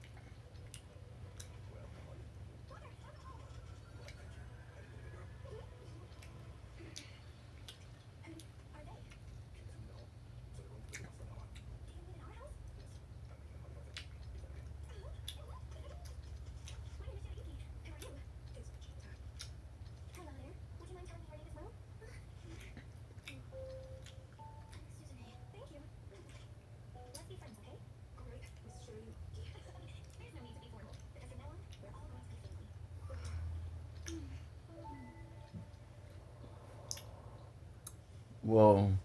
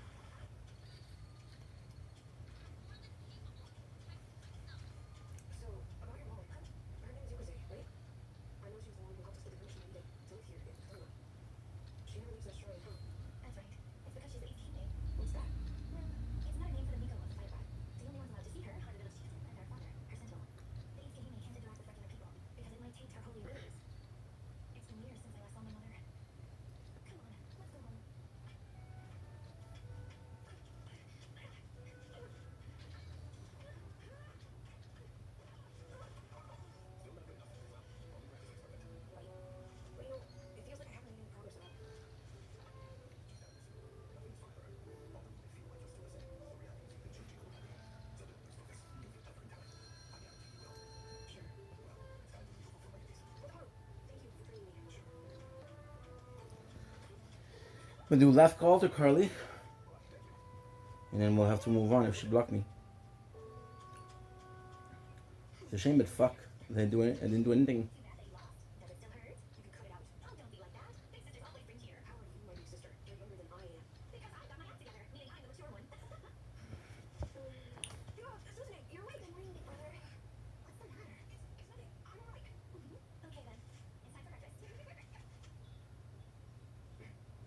No, fuck it.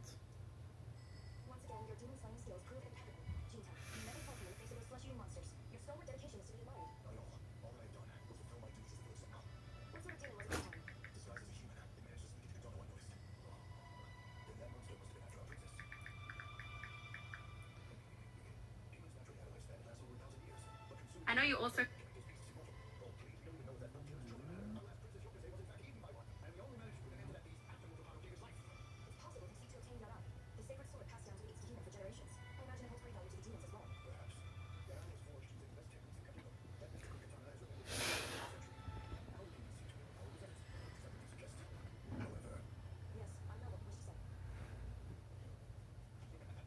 Okay.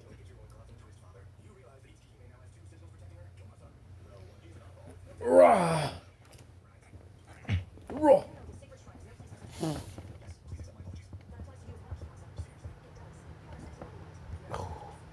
So warm in the apartment. It's a nice warm. It's not humid. It's dry, so it's nice.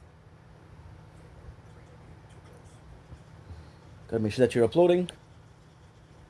You should be okay then. Yeah, you're good. My apologies.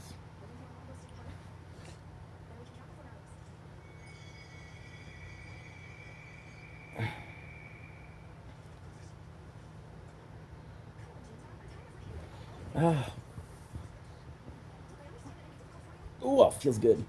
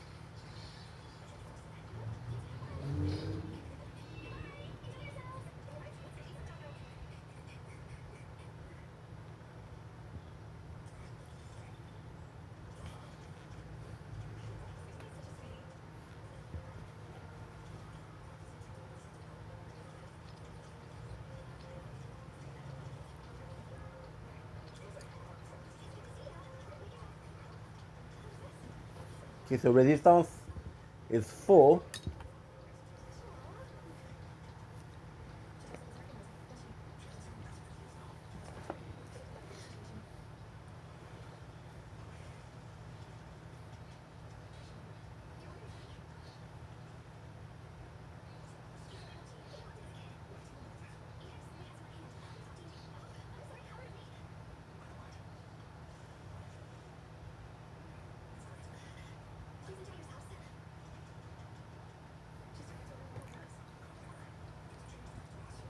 Long. Need to make storage. I need to make space for resistance. Holy fuck. What a chance. Resistance wasn't uploading at all. Wasn't charging at all. It's at 2% right now. Which I've never seen. Holy fuck, that's great.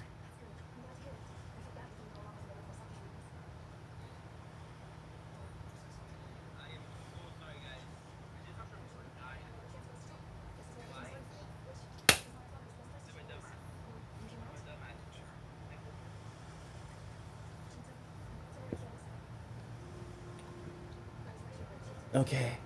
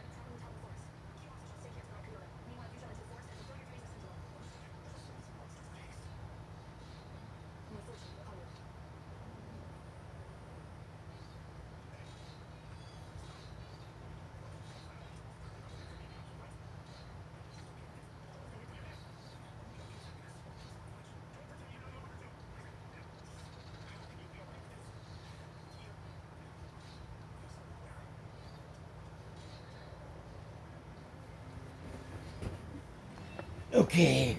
Oh, it's warm in the apartment. Holy fuck, is it warm?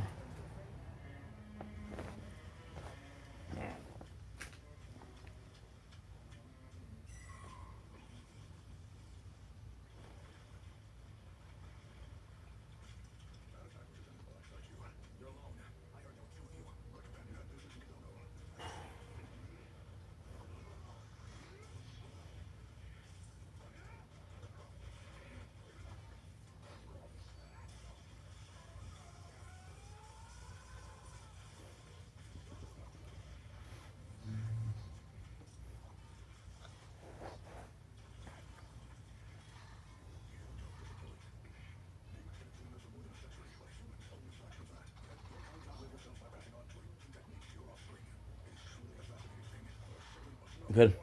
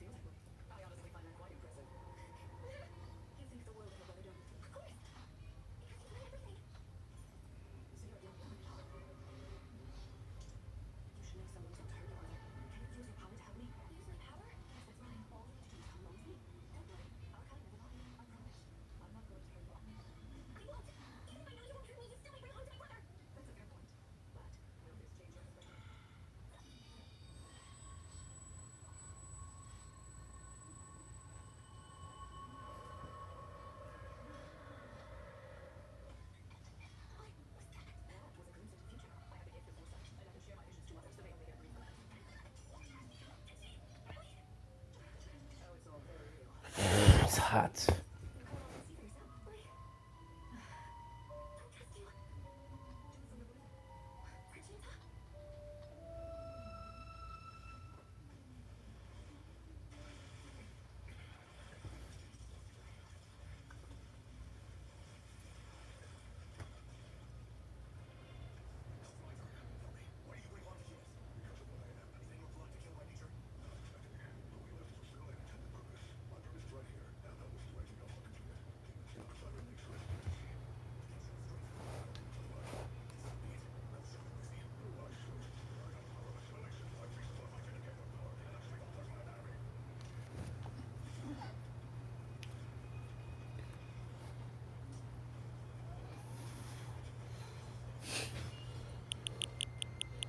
Let's heal.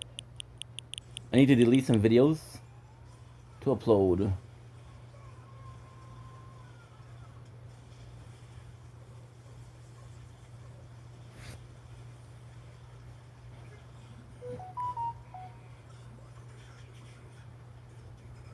Okay, good.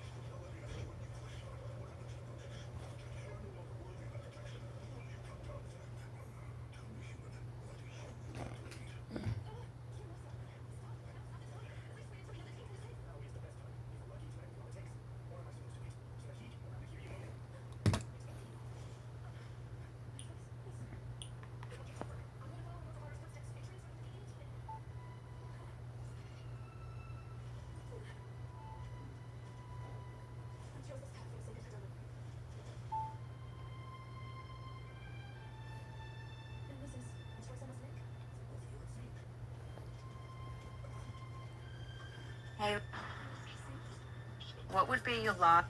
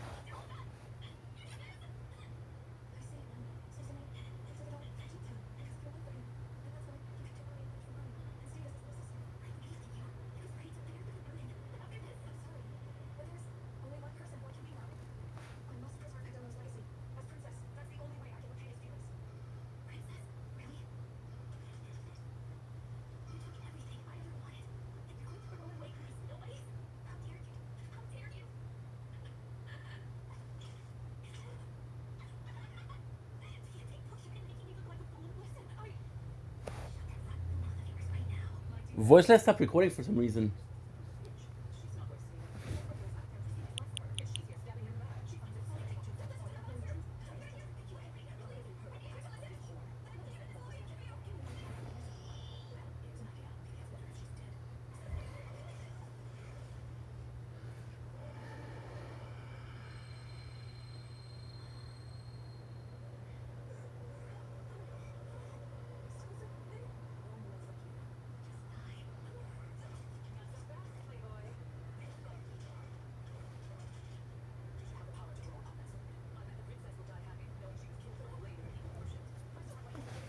Okay.